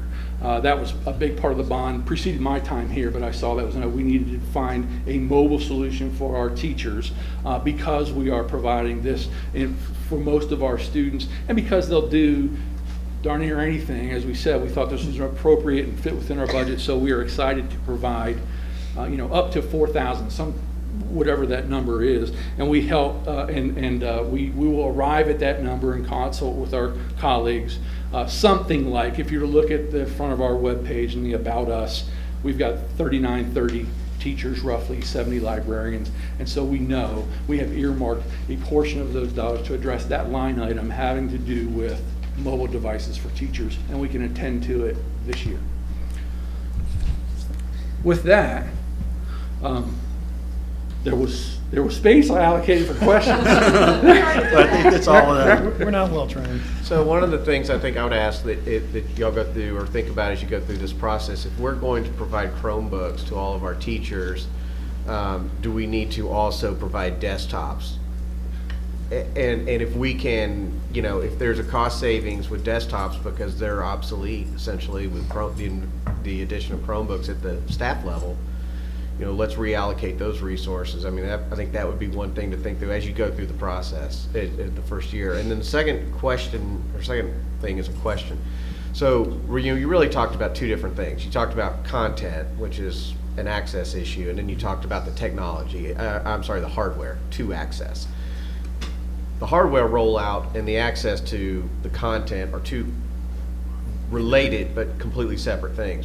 Just because you have a rollout that's going to take 3 years doesn't mean that content accessible on multiple devices can't happen year 1. Is that right? Correct. All right. That's correct. Happening now, yes. Right. No, and it's.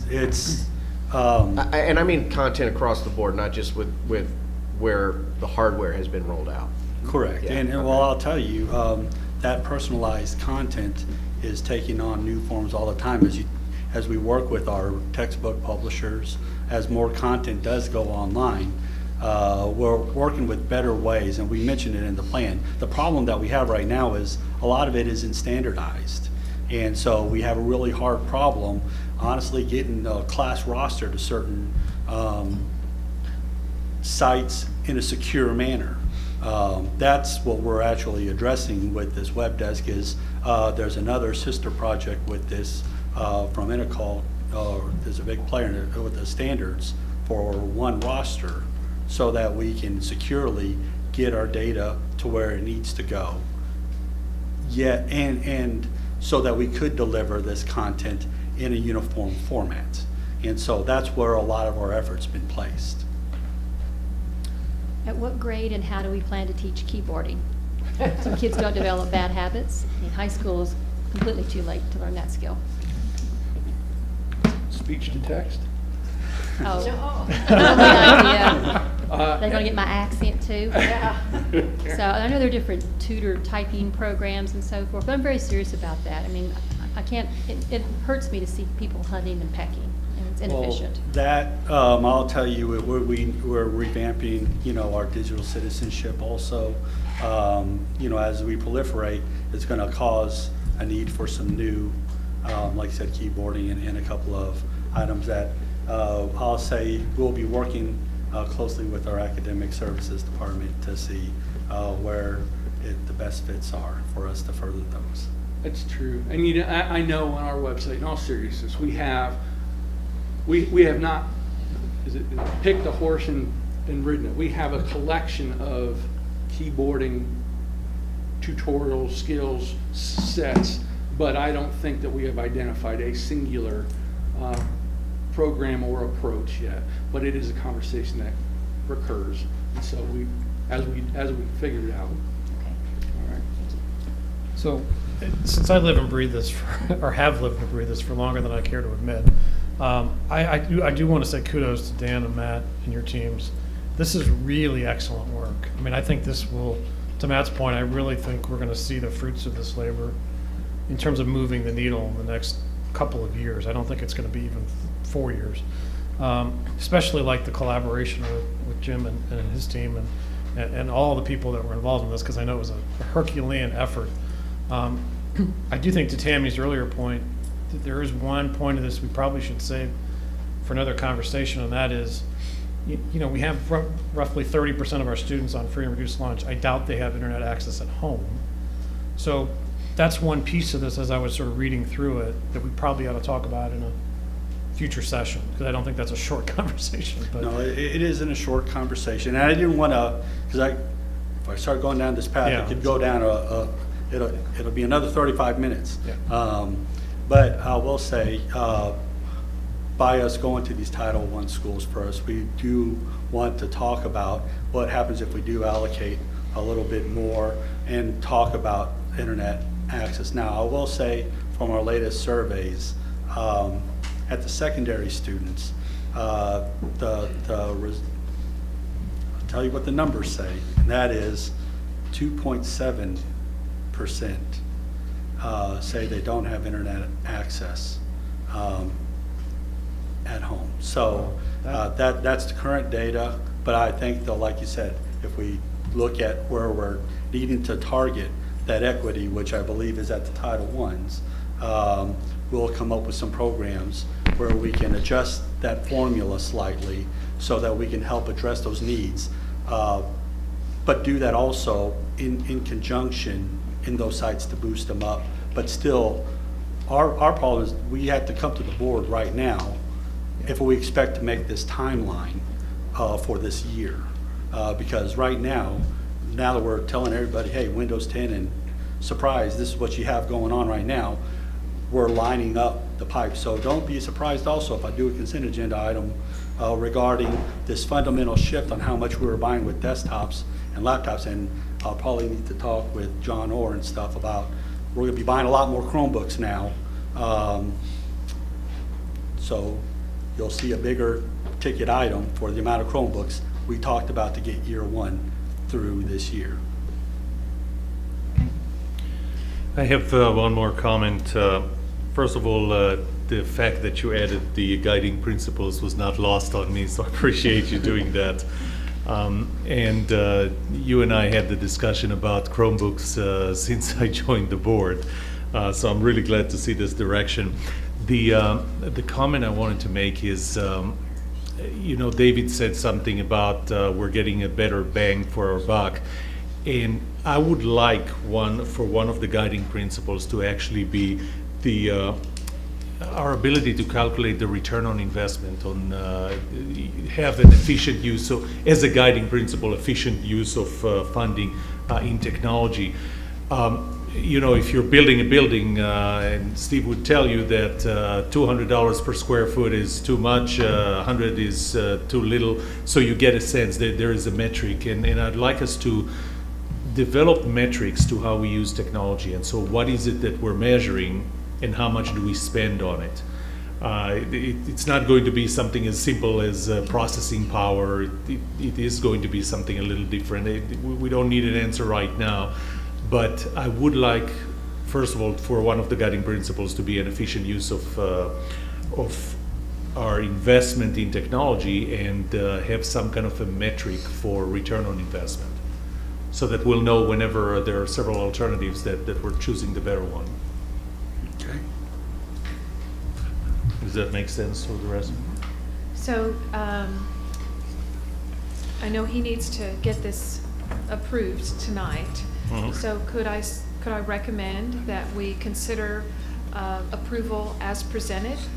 And Dan, you can work to figure out what the guiding principle statement or statements would look like, and then bring that back at a consent to get the wording just right. Is that acceptable? Okay, so we'll Is that we'll okay? approve this as is, and we'll have an action item Yeah. to come back with. Is that okay?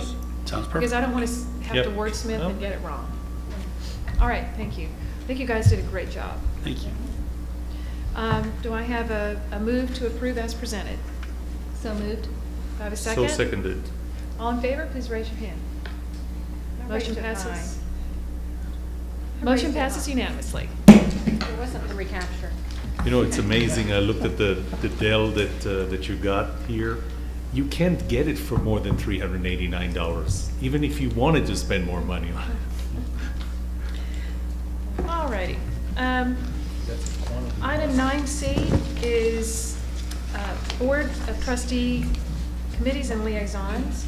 And submitted in your package was a representation of my attempt to try to match some of what you asked for, with one another, and fill holes and so forth. So you may not have gotten everything that you wanted. I apologize for that.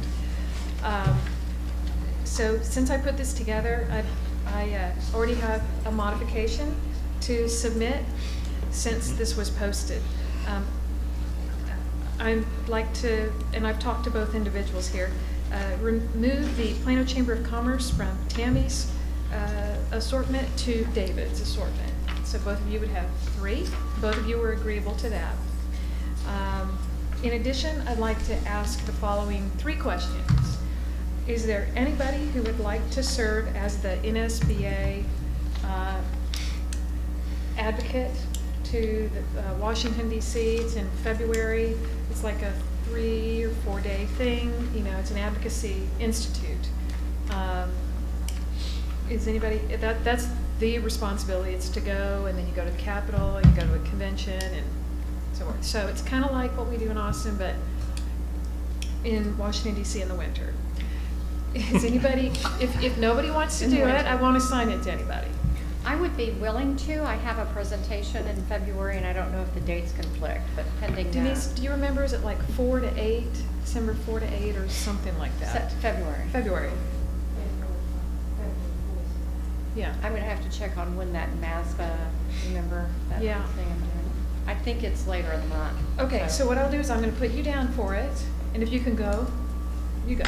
If you Unless can't- anybody else wants to go. Look at She David. really sold it, but I'm gonna say no. Okay, so I'll put that down for, who, if anyone would like to be the City of Murphy representative. I didn't have any, people who just threw their hand up to do that initially, so I thought I'd ask you if anyone wants to do that, or Parker. And I don't know that there's been a lot of, meetings or sort where it takes a lot of time, but, I think I'm a little light on what I have, so I'll take the City of Murphy. Actually, I would like to also ask to be the liaison to the state of Hawaii. okay. So, is anyone interested in the Parker assignment? Since I replaced the Parker trustee, I'll take that one. Okay. All right, thank you, volunteers. All right, so given this modified list, I'll entertain a motion to approve as modified. Motion to approve as modified. Do I have a second? Second. All in favor, please raise your hand. Motion passes unanimously. Thank you. All right, item 9D, proposed changes to board operating protocol. We have 2 items for your consideration. The first one, I'm going to turn over to Yoram, and then I'll handle the second one. So, Yoram? yes, we talked about that several times, the ability to have action items, to keep action items and keep track of them and make sure that, that they're being tracked, being followed, being completed. And so there are 2 parts here. Dan is already standing to show us something. So we worked then, created a tool, and frankly, he did an overkill. He did exceeded the expectations. I was envisioning something simpler, but it's really great. I appreciate what you did, and so you'll talk about that. What we have in the board operating protocol before we go, I'll hand it over to Dan, is a paragraph that's added to, for the lack of a better place, the board member preparation for meeting. And there is an area there where we as trustees, just like, you know, the question was, Dan, can you talk about security? Well, not today. However, we want to do it in the future. And at that point, we will turn to our executive assistant and ask her to capture this item. So she will capture it. It goes into a database. What's important is that we don't violate the Open Meetings Act, and for that reason, trustees, and I know that put some challenges on Dan that he resolved, but trustees will not have the ability to change, to modify anything, because if we do, this is like violating the Open Meetings Act. So at any point in time, we will have the ability to look, to track, to see how action items are being tracked and closed, but we will not be able to enter. The only person that would be able to enter would be Denise. And if I could just add a little bit more, these are only items that come up during a board meeting on a Yes. posted agenda item. Yes. This is not intended to Thank you. replace the agenda request process, you know, for work session or agenda items. This is just as things come up. And if there is the occasion, like let's say we're having a conversation and it's a little bit tenuous or a little bit unclear about whether there is support for a suggested future activity, because it's posted, then I can inquire of the board members and take a query to see, all right, do we have a majority of people here who are interested in taking this future action, or, you know, having this future report, okay? So it's not just one person saying, I want to do something. It would be, so I'll be like trying to listen to see, is this like of interest to everybody, or if I'm not sure, then I'll ask for you to weigh in on that, okay? So we're not trying to create extra work, you know, and surface all kinds of random requests. And what I would suggest is that I would actually modify this text that we have here to include something to the extent of items have to be related to a posted agenda item in this meeting. You mean age? Yes. Okay, so let's add that. After the first sentence, capture an action item that results from Related to a posted agenda item in that meeting, in this meeting. Okay. Okay, go ahead, Dan. All right. So mentioning what was just noted, chances are Denise and I will probably discuss this first entry. I was just coming up here. I don't know, Bill, if you can cut over to the computer screen, but there's just a little entry form that she'll type up for an action item. What's going to end up happening is after she types it in, now granted, I'm kind of have it in a small font and there's just junk data in there, so don't try to read it. Just to give you a concept though, each action item would come in as each line inside here. Now, these items will be able to be addressed or edited by the cabinet members for which they're assigned. So there's who's a requester, but an assigned to field. Now, whichever cabinet member that it's assigned to, which we'll have to make sure we gather this data when we put it in, it'll come in and that person can actually come in here and we'll work it out. Everybody has a Google account over here where they can come in and tell the responses or the current status of the project. So right here, here's one with Yoram's name on it just as a sample though. It's showing that it's in progress right here. So if you go to the in progress button down there, you'll see all of them that are in progress.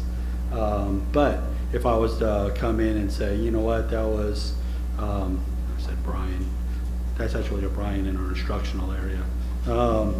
To come and say, you know what, it's on hold, or you know what, we completed this project. Once you hit complete, obviously as you go through the year, you'll see that item comes in here to the complete area. So if you want to look at the overall, all the action items will just be listed here as we go through. It can be edited by the cabinet members. One thing to note though is not all of the board members have Google accounts attributed with their email address. I'll have to set all that up.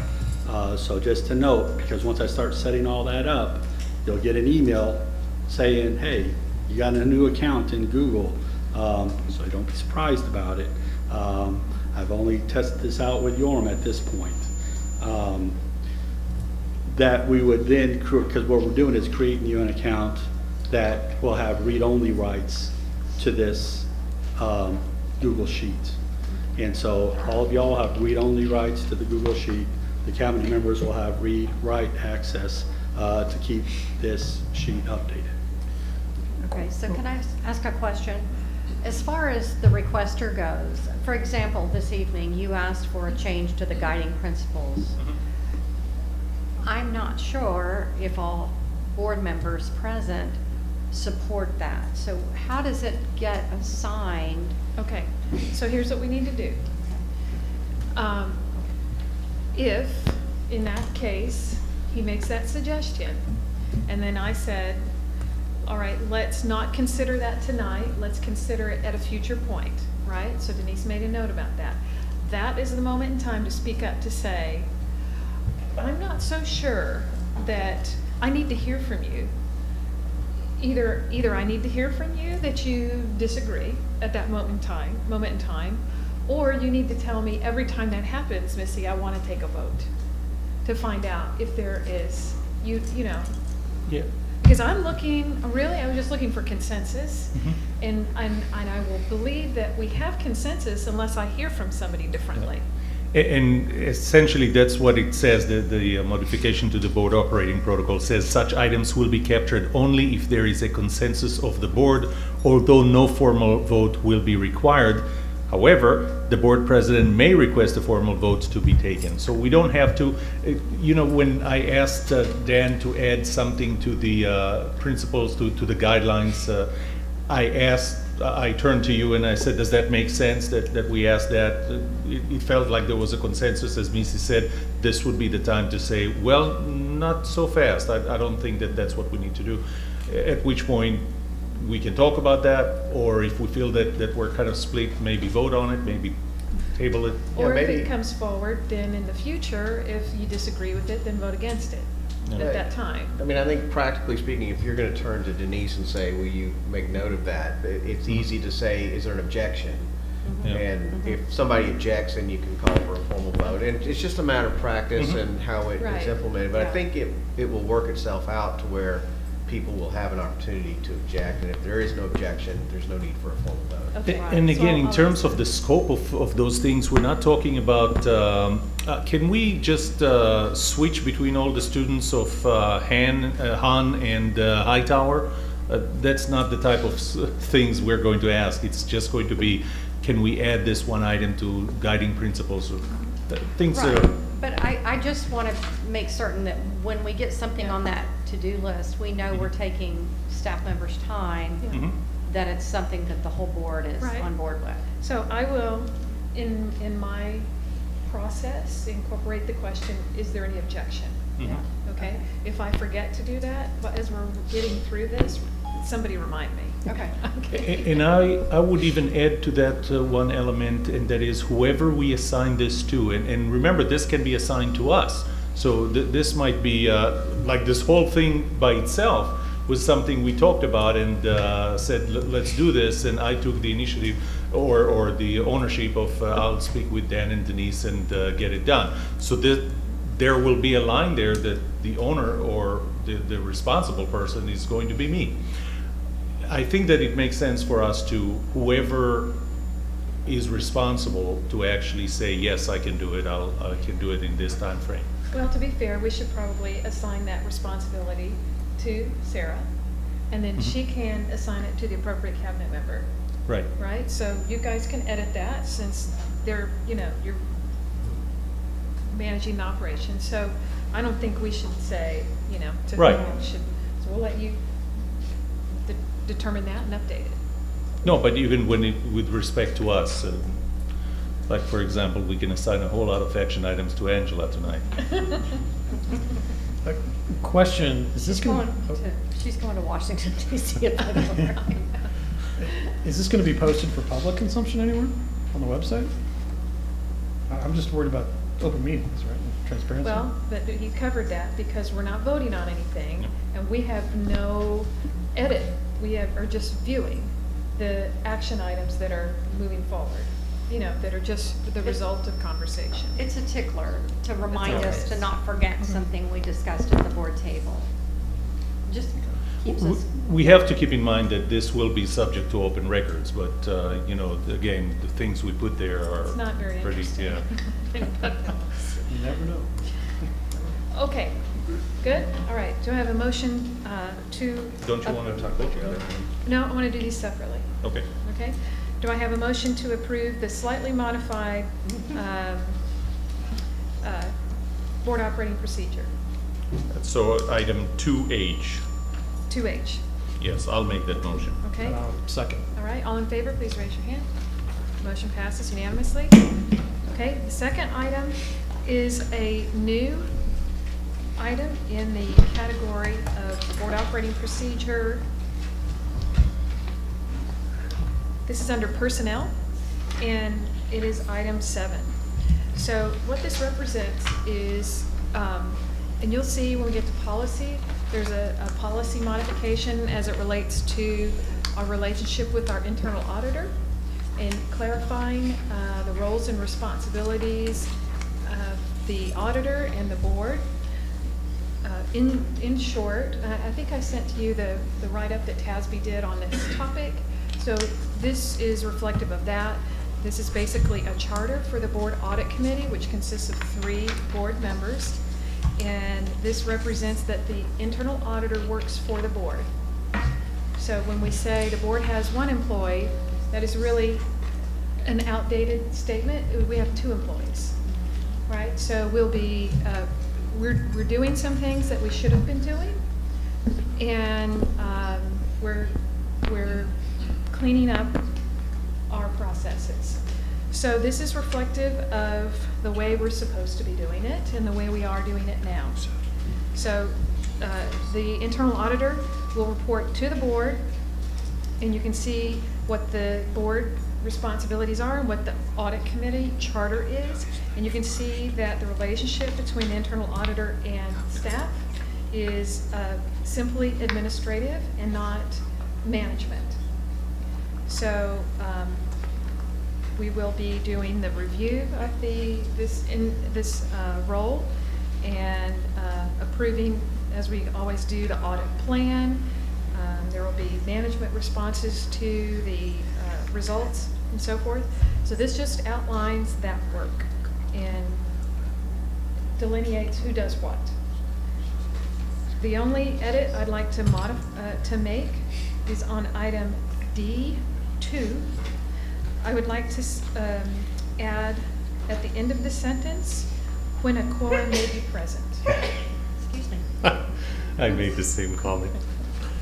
Okay, so that is the only modification I would like to suggest. I'd like to suggest 2 more. Go ahead. In the first B1, I think that we need to be specific after the words board policy. I think it's CFC, local, maybe legal as well. Okay. And under D3, I would replace the word hour with time.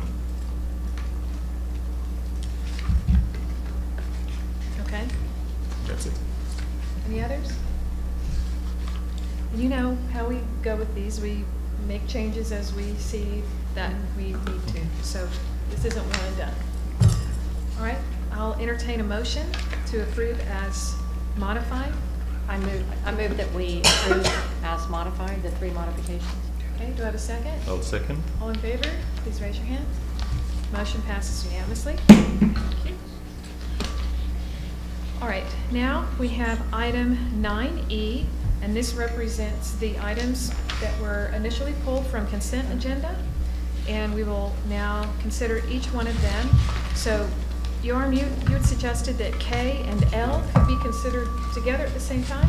Yes, we can consider them because it's really the concept of sole source purchase that we have. So it's just a general question to you, Dan, specifically because it's here, but Steve, if you have something, I'll appreciate the insight. When we consider sole source, and especially when it's above $50,000 and it needs to get to board approval, how do we determine that there is nothing really competitive, and where does the role of switching cost come in? Because you know the item K specifically was the MyPISD, and as I was thinking about that as a sole source, I'm sure that there are other things that are probably parallel to that. I don't know for a fact, but I'm sure that there are other things. However, I can't imagine the switching cost involved with going from MyPISD to something else. So can you elaborate on that a little? Of course I can. Well, talking about the 2 of them, I'd like to talk about the other one first, just from the sheer fact that when discussing that, this isn't actually, the Pinnacle product is what we use for our grade book. Now, what we're purchasing is support from Wazzle Technologies and Wazzle Solutions, and so they're the sole source for that product. Mm-hmm. So I think that was more of a slam dunk. I mean, there is nobody else that's going to be able to provide that type of solution.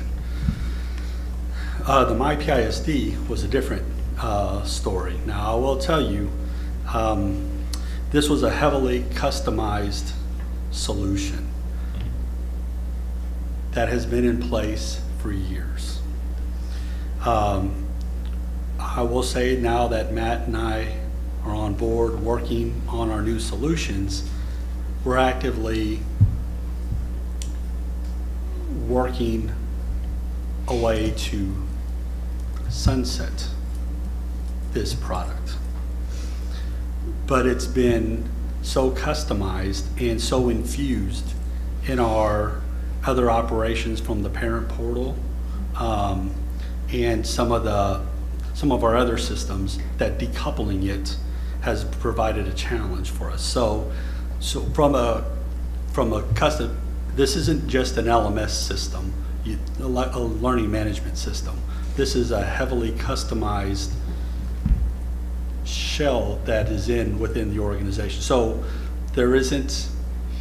When looking at it, like you said, you can't just buy this off the shelf anymore. Even in its current revision, the company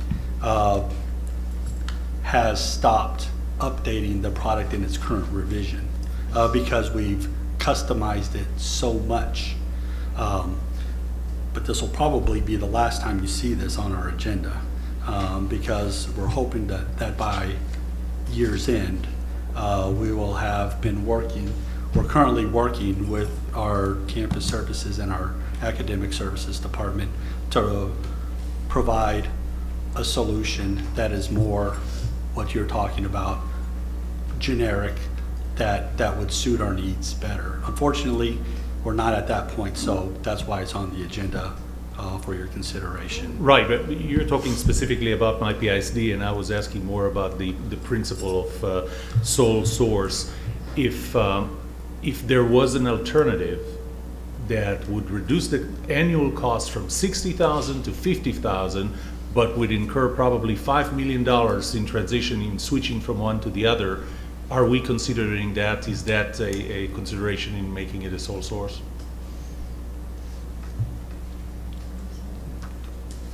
I'm assuming it is. Yes, I believe it is. The concept has been used for quite some time. It did come into question last spring when we had a vendor who said, hey, I've got a similar product. So Dan, and at that time Ray Weaver and I spoke with our attorney because we wanted to make sure we're comfortable with this. We sent him the paperwork. He was very comfortable with the decision to move with the sole source, and primarily for the reason you suggested. For a nominal amount of money, you wouldn't switch. Well, for instance, maybe a big example would be our financial and HR software that you've got hundreds of people trained on how to use it, databases tied into it, other software programs tied into it. So while someone could make the argument we could provide you a similar one that'll perform the same functions, the cost of integrating that and retraining everybody would far outweigh any savings that you would have from it. So I would say we pretty much handle these on a case-by-case basis. Sometimes we may have been through a more formal review process to come up with the one that has been selected.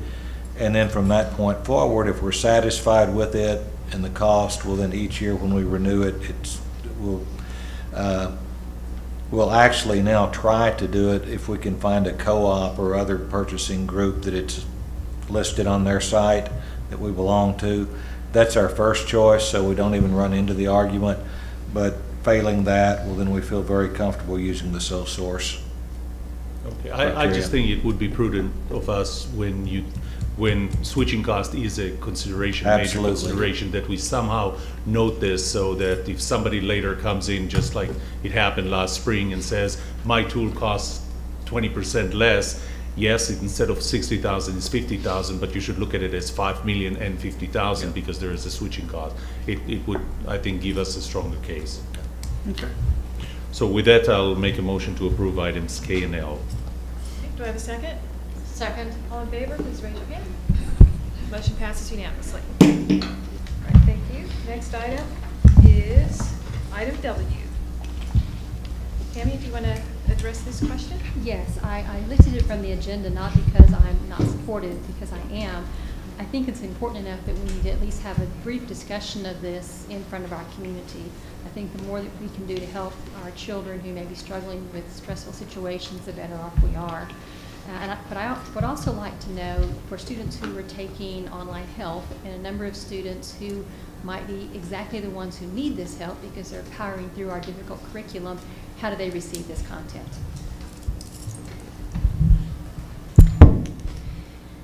Thank you. So I'll give just a brief summary of the partnership. And this is a new partnership with UT Southwest. They came to our SHAC committee last year and presented, and the SHAC committee felt that this was a really great opportunity for us, and so began working with secondary academics on a fit. And this program really does focus on mental health and helping students become more of a community and support for each other, as well as understanding how to reflect on their actions and reactions to things. And they've had some study done already. Greg had asked also, is this something we could look at with middle school students? UT Southwest is really looking at this. Their work has been done with students who are 14 years old or older, and so we made the decision to look at our high school students at this time. Because this is both a new program that they will be delivering, so they developed the curriculum and they will provide a trained facilitator to come to 5 different individual presentations. We don't have access to their curriculum at this point, so our immediate plan for this year is to engage in this partnership, and then as next steps, at the end of the year, obviously we'll look with them at program outcomes and evaluate the effectiveness. But then at that time begin to look at, are there ways that they would be willing to release some of the content that we could include that in both our summer school and our e-school courses. It is a very discovery, dialogue-based, interactive approach, so it's not as simple even as having access to the curriculum and embedding it. It would take some modifications, but like I said, at this point, we don't know enough about what our ability to even access that is. But those are certainly things, we appreciate your comments and suggestions. Certainly if this is a program that looks to be as worthwhile as it does, we would want to include those students. Thank you. I had a couple of questions about this as well, and I'm thankful that Tammy pulled it off. First off, it doesn't have a budget impact, so is there no cost to this program? Correct. Right. What we're giving though is they're going to use some of their outcome data, so this is a research agreement with them as well. Okay, that's part of the memo of our understanding. Okay, and then you said you really don't know the content of the curriculum, but will it address things like suicide prevention and bullying? Yeah, it doesn't. The outcomes that they have measured and seen through the program are those very things. From a student perspective, they've seen increased in student support, increased understanding of student self-awareness, and then decreased feelings of isolation, decreased feelings of suicidal thoughts or attempts. So those are outcomes. From what we understand, it's not that they're going to come in and directly talk for 5 sessions about suicide prevention, but it's really building the skills, the resiliency, the self-awareness in students so that they're better prepared to handle adversity or bumps in the road, that stress that comes forward. And it really is also geared to destigmatizing mental health, and that's one of the objectives that it has, so that kids are more willing to talk about those issues with each other and talk about those issues with adults. So research has shown, I mean, it has shown some decrease when they've done some studies about suicide. Well, I'm appreciative of this, and I think it's wonderful that it came out of the Board Advisory Committee, SHAC, to bring this forward, so I think this is fantastic. Thank you. Yeah, I think it would be good to, when our subcommittees meet, to highlight this as a tangible result of their work, which is exactly what we wanted when we charged them to look at mental health of our students. And so this is how the process is supposed to work with our subcommittees. I'm very encouraged by this.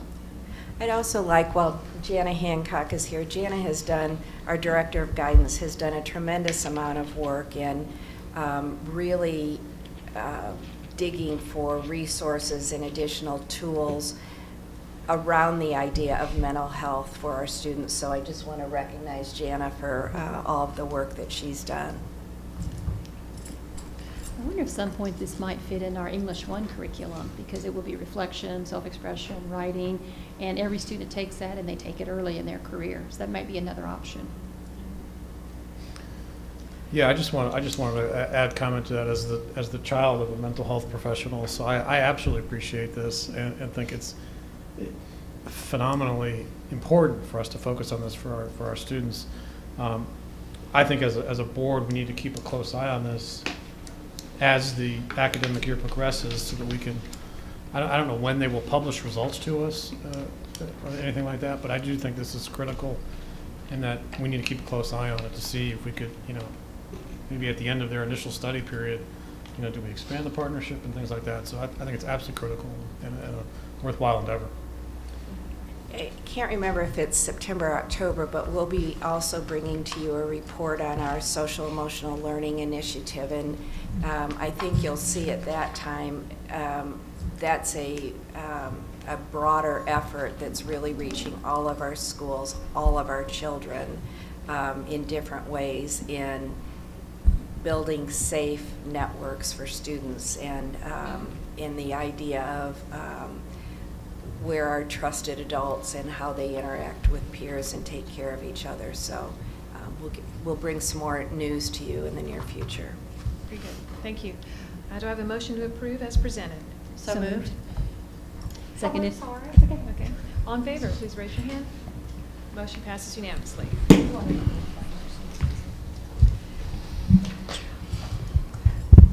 Now, item 10A is reports, and I invite Steve Fortenberry, our CFO, to introduce the construction report.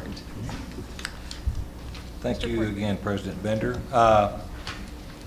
Each year in August, well, we didn't do it last year because we didn't have a lot of construction going on other than roofs, and you can only show so many slides and pictures of the top of buildings. But with the advent of the bond election last year, we have a lot going on, and so as we've done in previous years in August, we kind of wanted to walk you through a lot of the things that our construction and facilities department has been involved with over the course of the summer. My first thought a lot of times is to go through slides quickly, but I think I wouldn't do justice to the people who've done so much work if I didn't spend a minute or so just mentioning the names. Some of these you'll recognize, some not. Hopefully Juan and Tony are still here. So you guys raise your hand. Let's see. Because I asked them to be here, and I was going to be disappointed if they weren't, but I knew they would be. Juan is our Executive Director of Facility Services, and Tony's the Assistant Director, and they both kind of wear two hats because they're not over the routine maintenance and facility type side of the house, but they're also both involved with the new facility and construction part of the house. So they really provide the leadership out there. We do have our facility services group broke into 3 clusters. They don't necessarily coincide with the schools and the feeder systems, but it's generally a west, central, and east. And then we assign non-campuses also to these 3 managers, to where every facility has someone who is their cluster manager. And Steve, are these gentlemen here? They are not here. Okay. There's the fabulous Jason Wink. It's good to put a name, Jason, a stand, face, if and a you will. name. Jason's one of our, I guess Jason's been there a couple of years now. So he's the newest of the group. Bill Cousins and Jose have been there for quite some time, but Jason came in a couple of years ago and took over the central cluster, and I can certainly say the principals there immediately fell in love with Jason's work ethic and the way that he works with them and tries to help them accomplish what they need at the schools. So all 3 of these folks have lots of experience, even if it wasn't all in Plano, and have just done a great job and have a good rapport with the principals. Michelle Hahn is our operations and energy management person, and has worked her way up through the hierarchy a little bit in facility services, so she's a long tenured employee. And I wanted to just take a minute and recognize the folks who actually do so much work. So starting with facility services, and we'll get to construction in a moment. Of course, throughout the year, they're looking at things that, for different reasons, need to be put off to the summer to where it's less disruptive to the students. So there's a lot of projects that are going to take place in the summer anyway. We do have a process here called our capital improvements project process. Each year, as part of the budget development, campuses are given the opportunity to ask for in capital improvement projects at their campuses. These may range from moving a wall, putting in new toilet facilities, if we're putting in a new special ed classroom, It's just some things that they really couldn't handle out of their own budget. So those are presented, the cabinet, the facilities folks, everyone from campus services participates in evaluating those.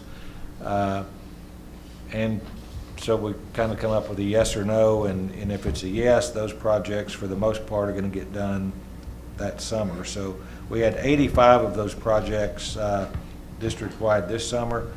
We were also replacing cooling towers at Daffron, and then you can see there were several landscaping and grounds upgrades.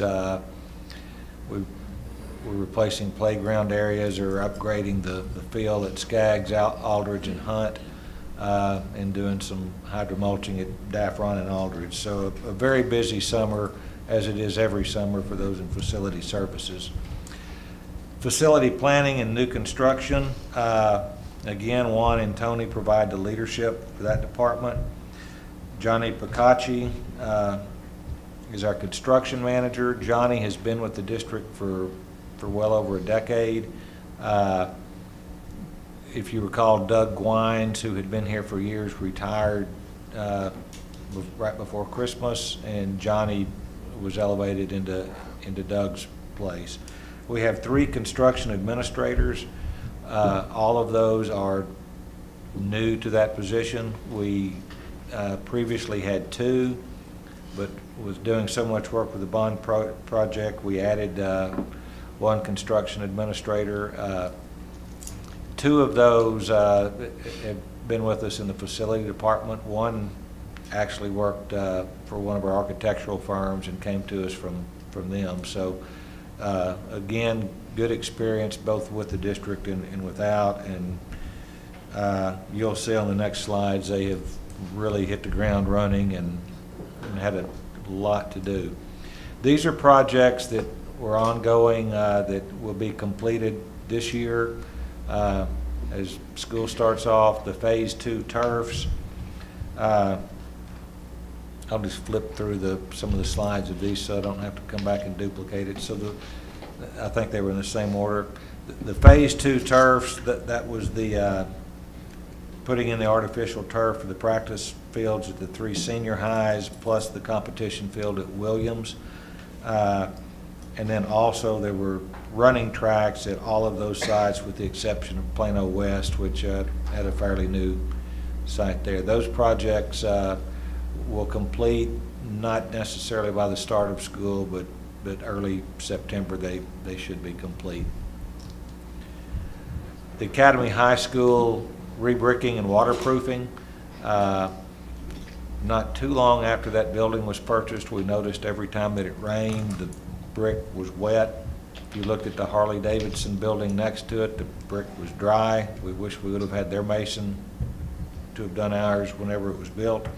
But we're basically skinning that building, re-waterproofing it, and then re-bricking it. It's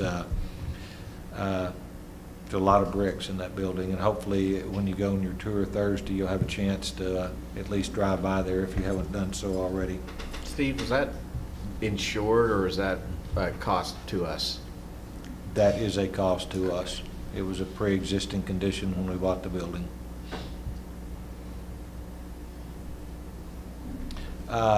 We had 2 20-year refurbishments this summer, Gullidge and Rosehager, and the pictures are fairly similar. This is the color design in the restrooms. If you kind of look at the slides on your left, and then you'll see some of the new cabinets that were replaced, new air conditioning units. For years, this district, when schools hit their 20-year mark, we had major renovations. The difference between a renovation and refurbishment is not just the way it's spelled, but the renovation was much more extensive and expensive. We would actually go in and take classrooms that were 600 to 650 square feet that needed to be 800 square feet. We would basically gut the school and maybe add a little bit of a footprint to it, and then pretty much build it from at least the interior of it from scratch. We've gotten to the point, these schools were built about 1995, 96. The classrooms were adequately sized. but everything in the building is dated and old. And so for a much smaller amount of money, we have gone in and these schools are so similar. When you go on your campus tour Thursday, I think we're just going to go by Hager because Gulledge will be very similar. But basically, you'll see all new carpet, all new finishes on the walls, new paint. The cabinetry is new. The teachers are very excited as they come back and look at just the way that over a course of 10 weeks, their school has been completely refurbished and looks virtually brand new. Wells Elementary, this district for many decades has had an aversion to portable buildings. And so as part of the bond proposition, those campuses that had portable buildings, the decision was made to build a permanent facility and get rid of the portables. The only exception was Andrews Elementary. They had portables that they simply did not need anymore, and so those have been removed and are part of the nice sea of portables over at Shepton currently. At that point, hopefully we'll be rid of them. But Wells, we're building a 4-classroom addition plus a storm shelter that the city now requires when you build new space. And so actually they'll have 5 rooms to work with it at Wells. It's on the south side of the school if you know where Wells is. The Gwynn Center had 8 portable classrooms, and so we built an addition to replace those. We're also doing a lot of work inside the original building, and that's a building that should be on the tour as well. So those are projects that should all pretty much be finished at the end of the month, or actually before the end of the month as the teachers come back. We have a couple of projects that we started work on this summer that will not complete until next summer just because of the scope. One of them is our Shepton High School major renovation, so that's going to be very similar to the way that those 20-year projects worked at elementary schools. We're, over the course of about 18 months, pretty much gutting that school. We had classrooms in the original design that did not have an opening or a door that opened to a hallway. You actually had to go through another classroom to get to the classroom. So you can imagine the disruption to instruction that would go on as kids entered and exited classes. And so that's going to be a very major renovation. This doesn't show you much of a finished product because right now there's not much of a finished product. This one is really quite a challenge. We have, I think, over 34 portable classrooms on the football field. It will be inconvenienced during this year. There's no way to make it otherwise, but I think that we're doing the best that we can under the circumstances. And when the kids get to 2018-19, if they haven't moved on to Plano West, by that point they'll have a beautiful school at Shepton. And if they have moved on to Plano West, they'll always have the memory of being in all those portable buildings on the football field. Hey, Steve, I have a question about Shepton. Is there parking reduced in this construction process? Yes. I believe at the end of the project, I believe they'll have as much parking at the end of the project, or will they? Yeah. What about the kiddos that turn 16 this year and start driving? It'll be a bit of a challenge.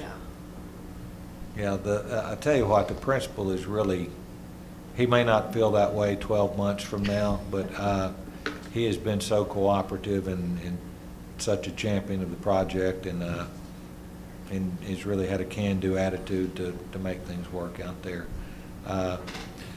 You'll see when you get there, we're building a new dance studio.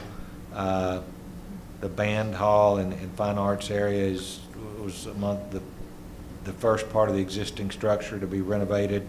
We did do some redoing of some of the finishes in the science wing, but the science wing was the newest wing. But primarily the students will be out for for the most part in those portables as we start the destruction and reconstruction of the main part of the academic wing as the school year kicks off. Did the bus drop off get moved to the back? The bus drop Or will it? is when it's actually being completed? moved to the west side eventually, but Tony, tell me again, is that, Yeah, we'll run up the west side of the building, maybe it's loop around in the back, instead of come back out on the same west side. that drive on the west side is being widened? There was a lot of talk. I wish when that property was purchased 40 years ago, there would have been another 3 or 4 acres to go with it, because it's really constrained as far as the land by it. Well, it was a middle school, wasn't it? There's a lot of debate about that. Jim Wusso is our historian. No. It was actually a high school, wasn't it, Jim? Started with 7th and 8th grade and 9, 10. Okay, so it was 7 through 10. I actually, and Jim did too, worked here when that building opened. I thought it was one of the most beautiful schools I had ever seen. So are you admitting I don't you know. approved construction of No. classrooms that didn't have No, a door? I just did the account. I just did the accounting for it. So Steve, how will the cafeteria be impacted? Or will it be? I guess it will be. Oh, absolutely. It will be. So how will you feed children? I don't believe the size of it's being changed that much, but the acoustics and all, because the stage is in there too. So that's one thing that there is, and that's not in this first phase, but that will look a lot different and more modern. So during the school year, actually, the lunchtime will not be impacted? I don't believe so. It's set for the last summer, I believe, when they start taking over the cafeteria, we're gonna have temporary dining in one of the 2 gyms, auxiliary gyms. But that is getting such a scope saying they don't like their performance area in there, it's so loud with the clickety clap floor and stuff like that, so they are making major improvements to close that space and make it more acoustic. So, but that is for the last summer. Okay. Next year. Tammy, to your point, that last year they had block lunch, so the kids ate all over the campus. Oh. Which will be really interesting in the portable buildings this Yeah. year. Yeah.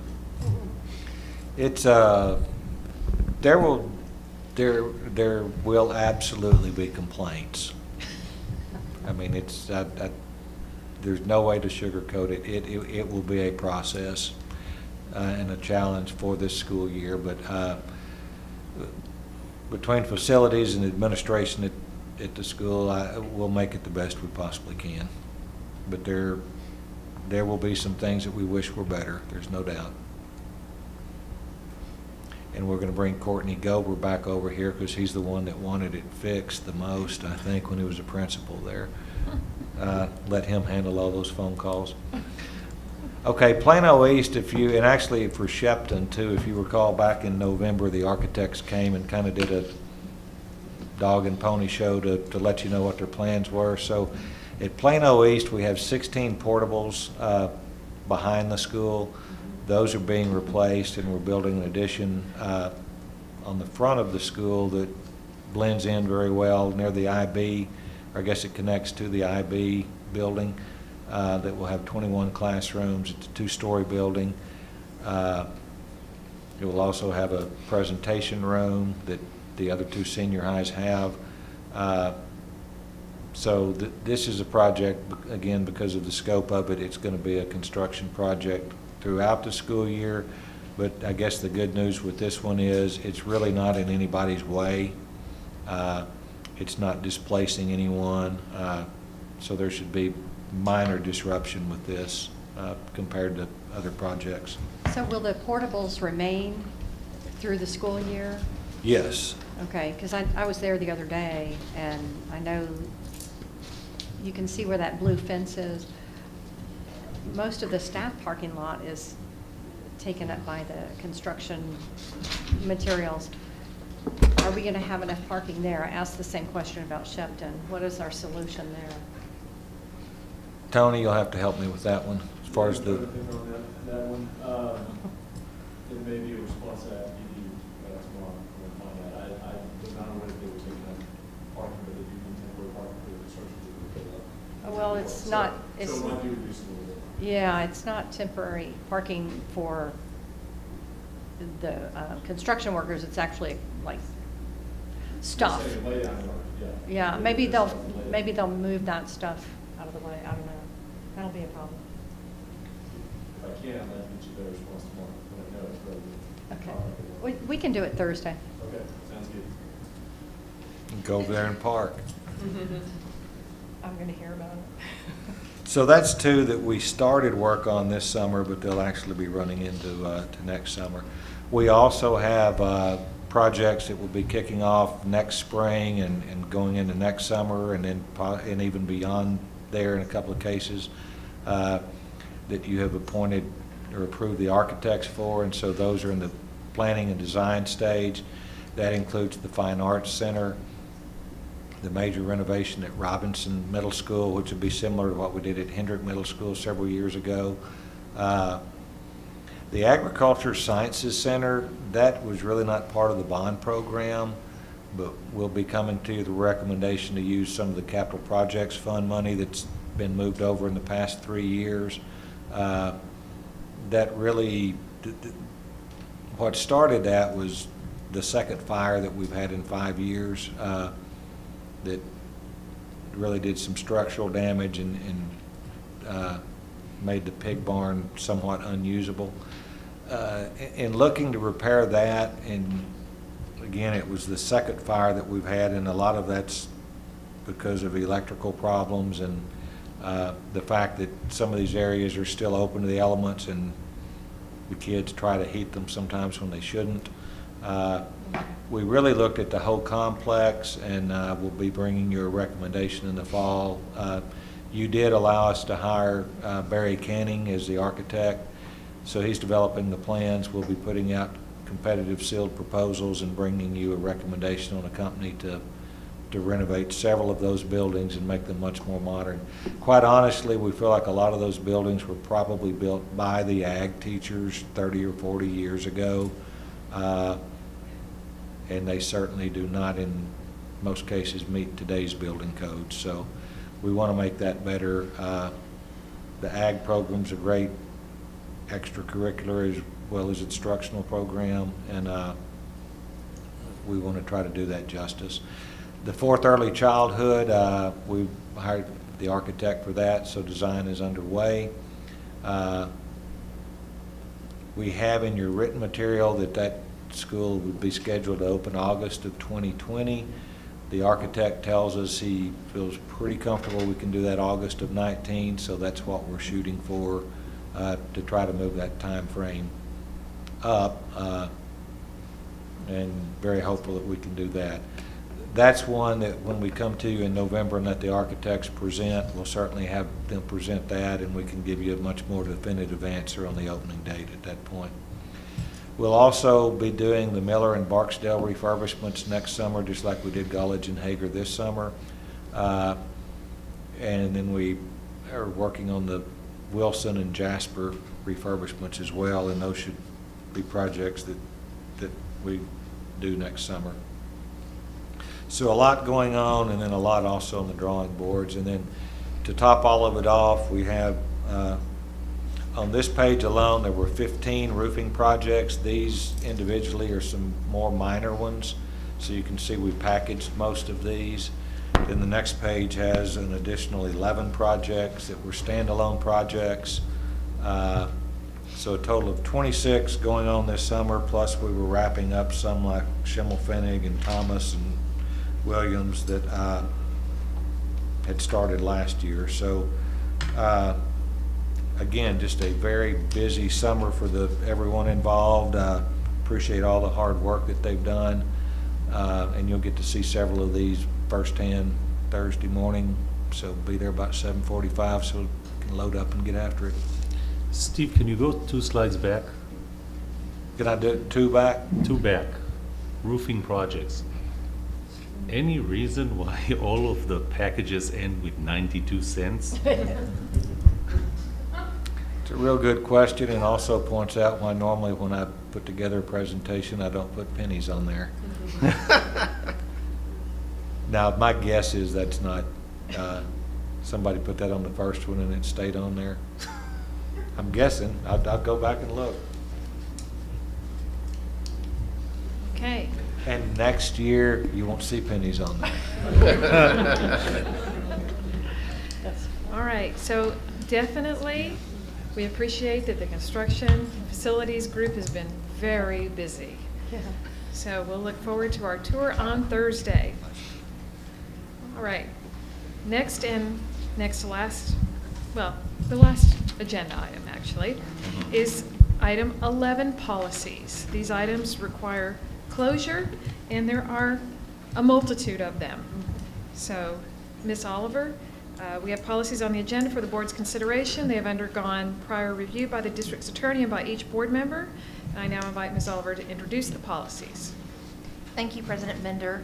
First on our policy agenda this evening is TASB Localized Policy Manual Update 108. It affects local policies and is presented for approval under first reading this evening and will be presented for adoption under second reading at a subsequent meeting. Okay, I'll entertain a motion. Review the language presented if you choose to make the motion, because there's specific language we have to read. I move that the board add, revise, or delete local policies as recommended by TASB Policy Service and according to the instruction sheet for TASB Localized Policy Manual Update 108. Okay, do I have a second? I second that motion. All in favor? Well, first of all, any discussion? All in favor, please raise your hand. Motion passes unanimously. Okay. Item 11B is CFC Local. Thank you. This is in regard to accounting and audits. This policy is presented for approval under first reading and will also be presented for adoption under a second meeting at a subsequent meeting. Okay, do I have a motion to approve CFC Local under first reading? So moved. Do I have a second? Second. Okay, I do have a modification I'd like to amend. It's just to strike the word interim for simplicity throughout the policy. Thank you. So noted. Okay, so is that acceptable to the motion maker? That is acceptable. Okay, and to the second, okay, so all in favor of the amendment, please, to the amended motion, please raise your hand. All right, motion passes unanimously. Now let's entertain the whole motion. All in favor, please raise your hand. Motion passes unanimously. Thank you. Next item is item C, which is DH Local. Thank you. This policy is in regard to employee standards of conduct. Like the others, this is presented for first reading this evening and will be presented for a second reading at another meeting. This revision clarifies procedures relating to the testing for prohibitive substances in the workplace. Okay, do I have a motion to approve DH Local, employee standards of conduct under first reading? So moved. Do I have a second? Second. Any discussion? I just have a question. Was this a TASB motion, or is this something we did locally? I'm going to look. I know that the majority of it is local. Okay.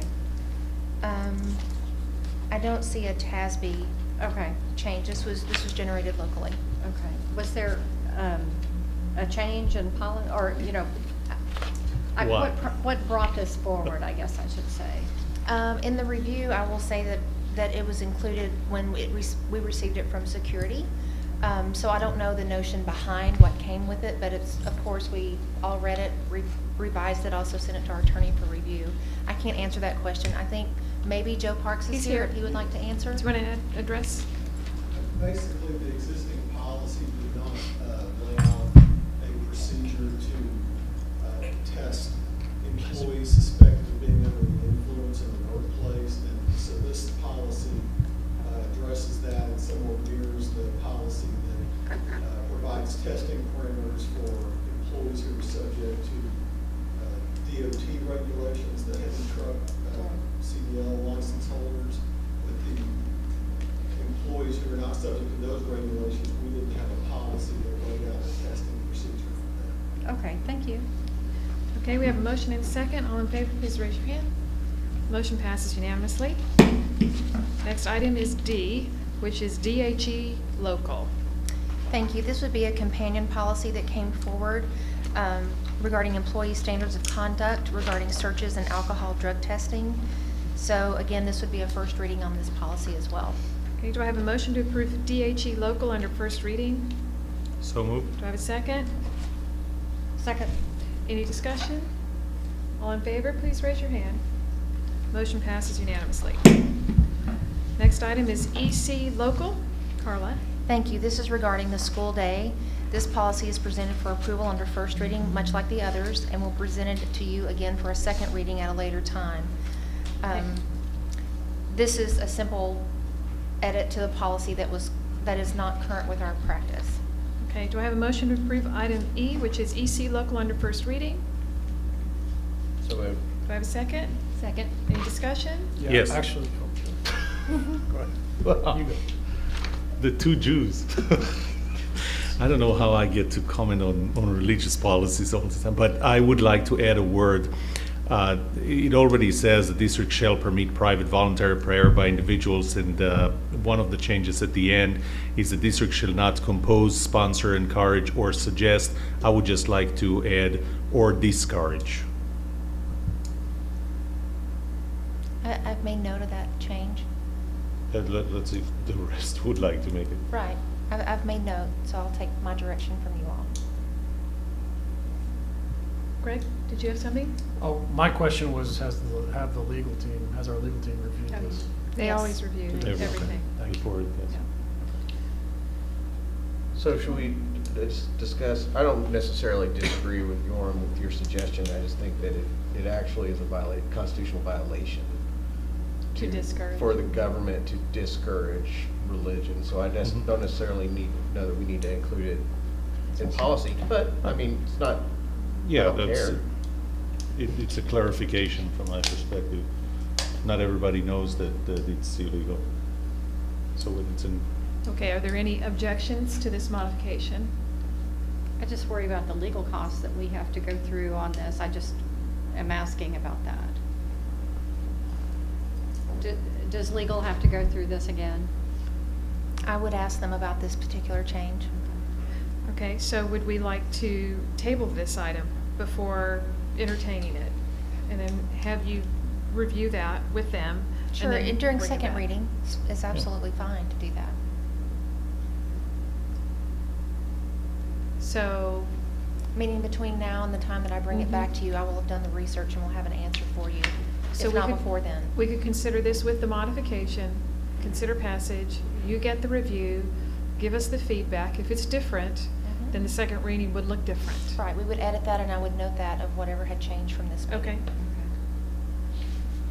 Okay, so we have a motion, we have a second, in accordance with the original. Okay. so we amended it. Do we amend it? Yes. All right, so who was the original motion maker? Do you remember? You, okay. Do you accept the amended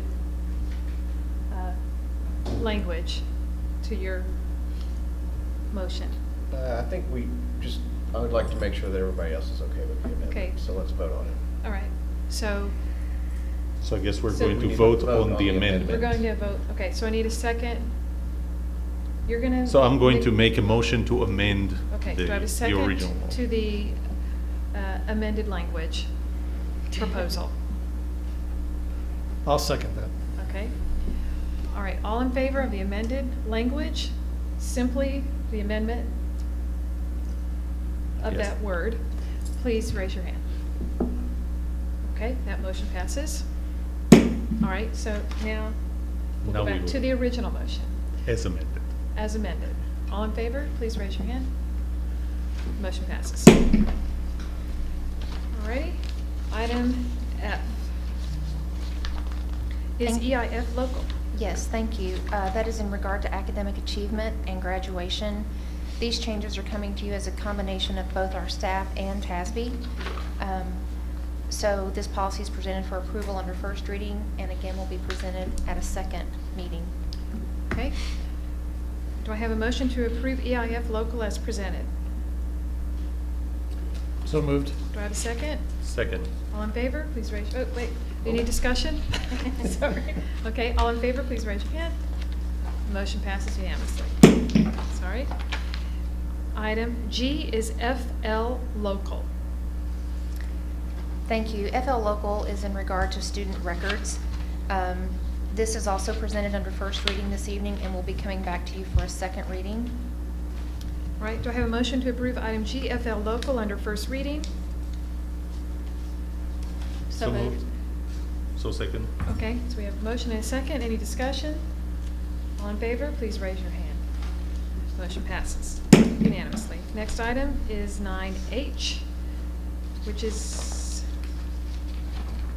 GKD Local. GKD Local, Community Relations in regard to the non-school use of school facilities. Make sure I'm looking at the right pieces, yes. So again, you've reviewed this policy, so I'm looking for an approval for a first reading. Okay, do I have a motion to approve as presented? So moved. Do I have a second? Second. Any discussion? All in favor, please raise your hand. Motion passes unanimously.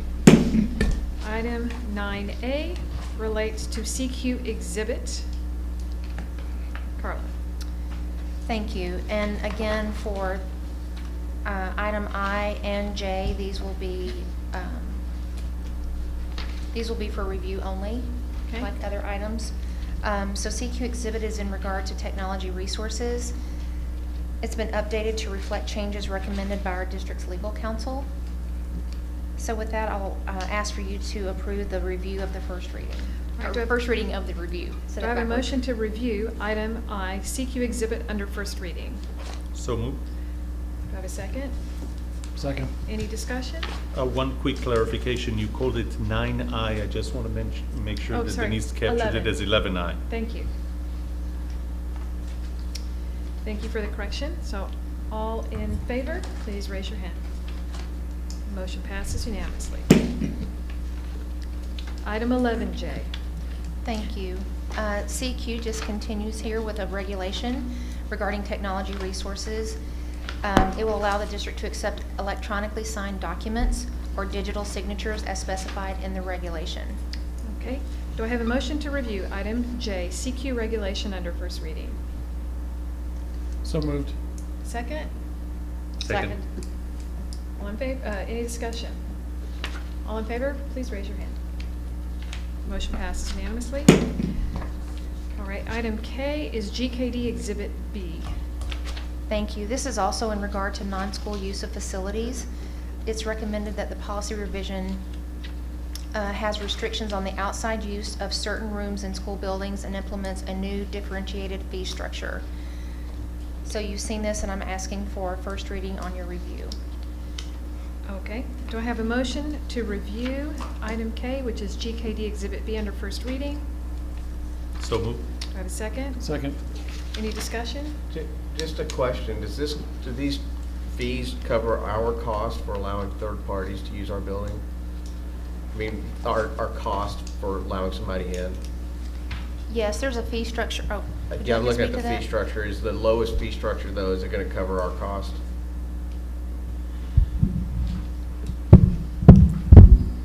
The lowest fee structure would probably be somewhat marginal, but it's for nonprofit youth organizations, which we felt like are mostly our own students. And so that one's actually a slight drop from the current rates. The current rates were $31.46 at the elementary level, and these are $30. But the other groups, as you see, are substantially higher. So I think in answer to your question, maybe not in the lowest category or so, but since those are nonprofit youth organizations that help our kids, well, then we felt justified with that. Okay. So maybe you should do $30.92. I do have a It question does about- reflect a great deal of conversation, both at the cabinet level and then speaking within our respective departments. I do have a question about the use of our SAC, our indoor practice facilities. They're not articulated specifically on here now, and so are they completely unavailable to outside use? They are not available. Okay. And that must be a change, because in the not too long ago history, there were external organizations using them. Okay. So then the follow-on question, a student club could have access to things like the STAP, an extracurricular that is recognized by the campus could have access? I would think so, yes. Okay. Potentially. I mean, based upon what the need, what they were gonna use it for, and it was appropriate. Justifiable use. I guess, is there a clear enough definition of what a nonprofit youth organization is? What would fall into that definition? That would be things like Boy Scouts or some of the Girl Scouts, some of the sports organizations, although they don't use our facilities a lot since PSA is such a big, I think it would have to be a 501c3 yeah. designated organization. Do we have that in the policy somewhere? Nonprofit. I don't know if the policy specifically clarifies it as having a 501c3, but that's typically, anytime you mention nonprofit, that's the criteria generally pretty much understood. Well, there are all kinds of 501cs. There's C4, C6, and others that are not necessarily. I'm just thinking maybe it would make sense for us to be more specific. Because I know 4 years ago that we kind of go into the gray area. There is an organization, they're not generating any profit, so you can call them nonprofit. They may not fit the legal definition of nonprofit, but they come in and they want to use our facilities. So we may want to be. We could make that more specific before we bring the last review to you. I will say, most of the things that are found in this fee structure and our definitions are based on those that most commonly use or request our facilities. So certainly we can make that change. I just wanted you to know where. Yeah, would you look at GKD local and legal between now and and next reading to see if the language should be, well, see if legal defines it. Yeah. And if it doesn't, should we add some description in local? So we're not in a position of declining a request that our policies don't justify. Got it. So nonprofit youth organizations are only allowed to use our elementary facilities. So, for example, if a nonprofit youth organization served middle school students, the only facility they would be able to use would be an elementary gym. Is that correct?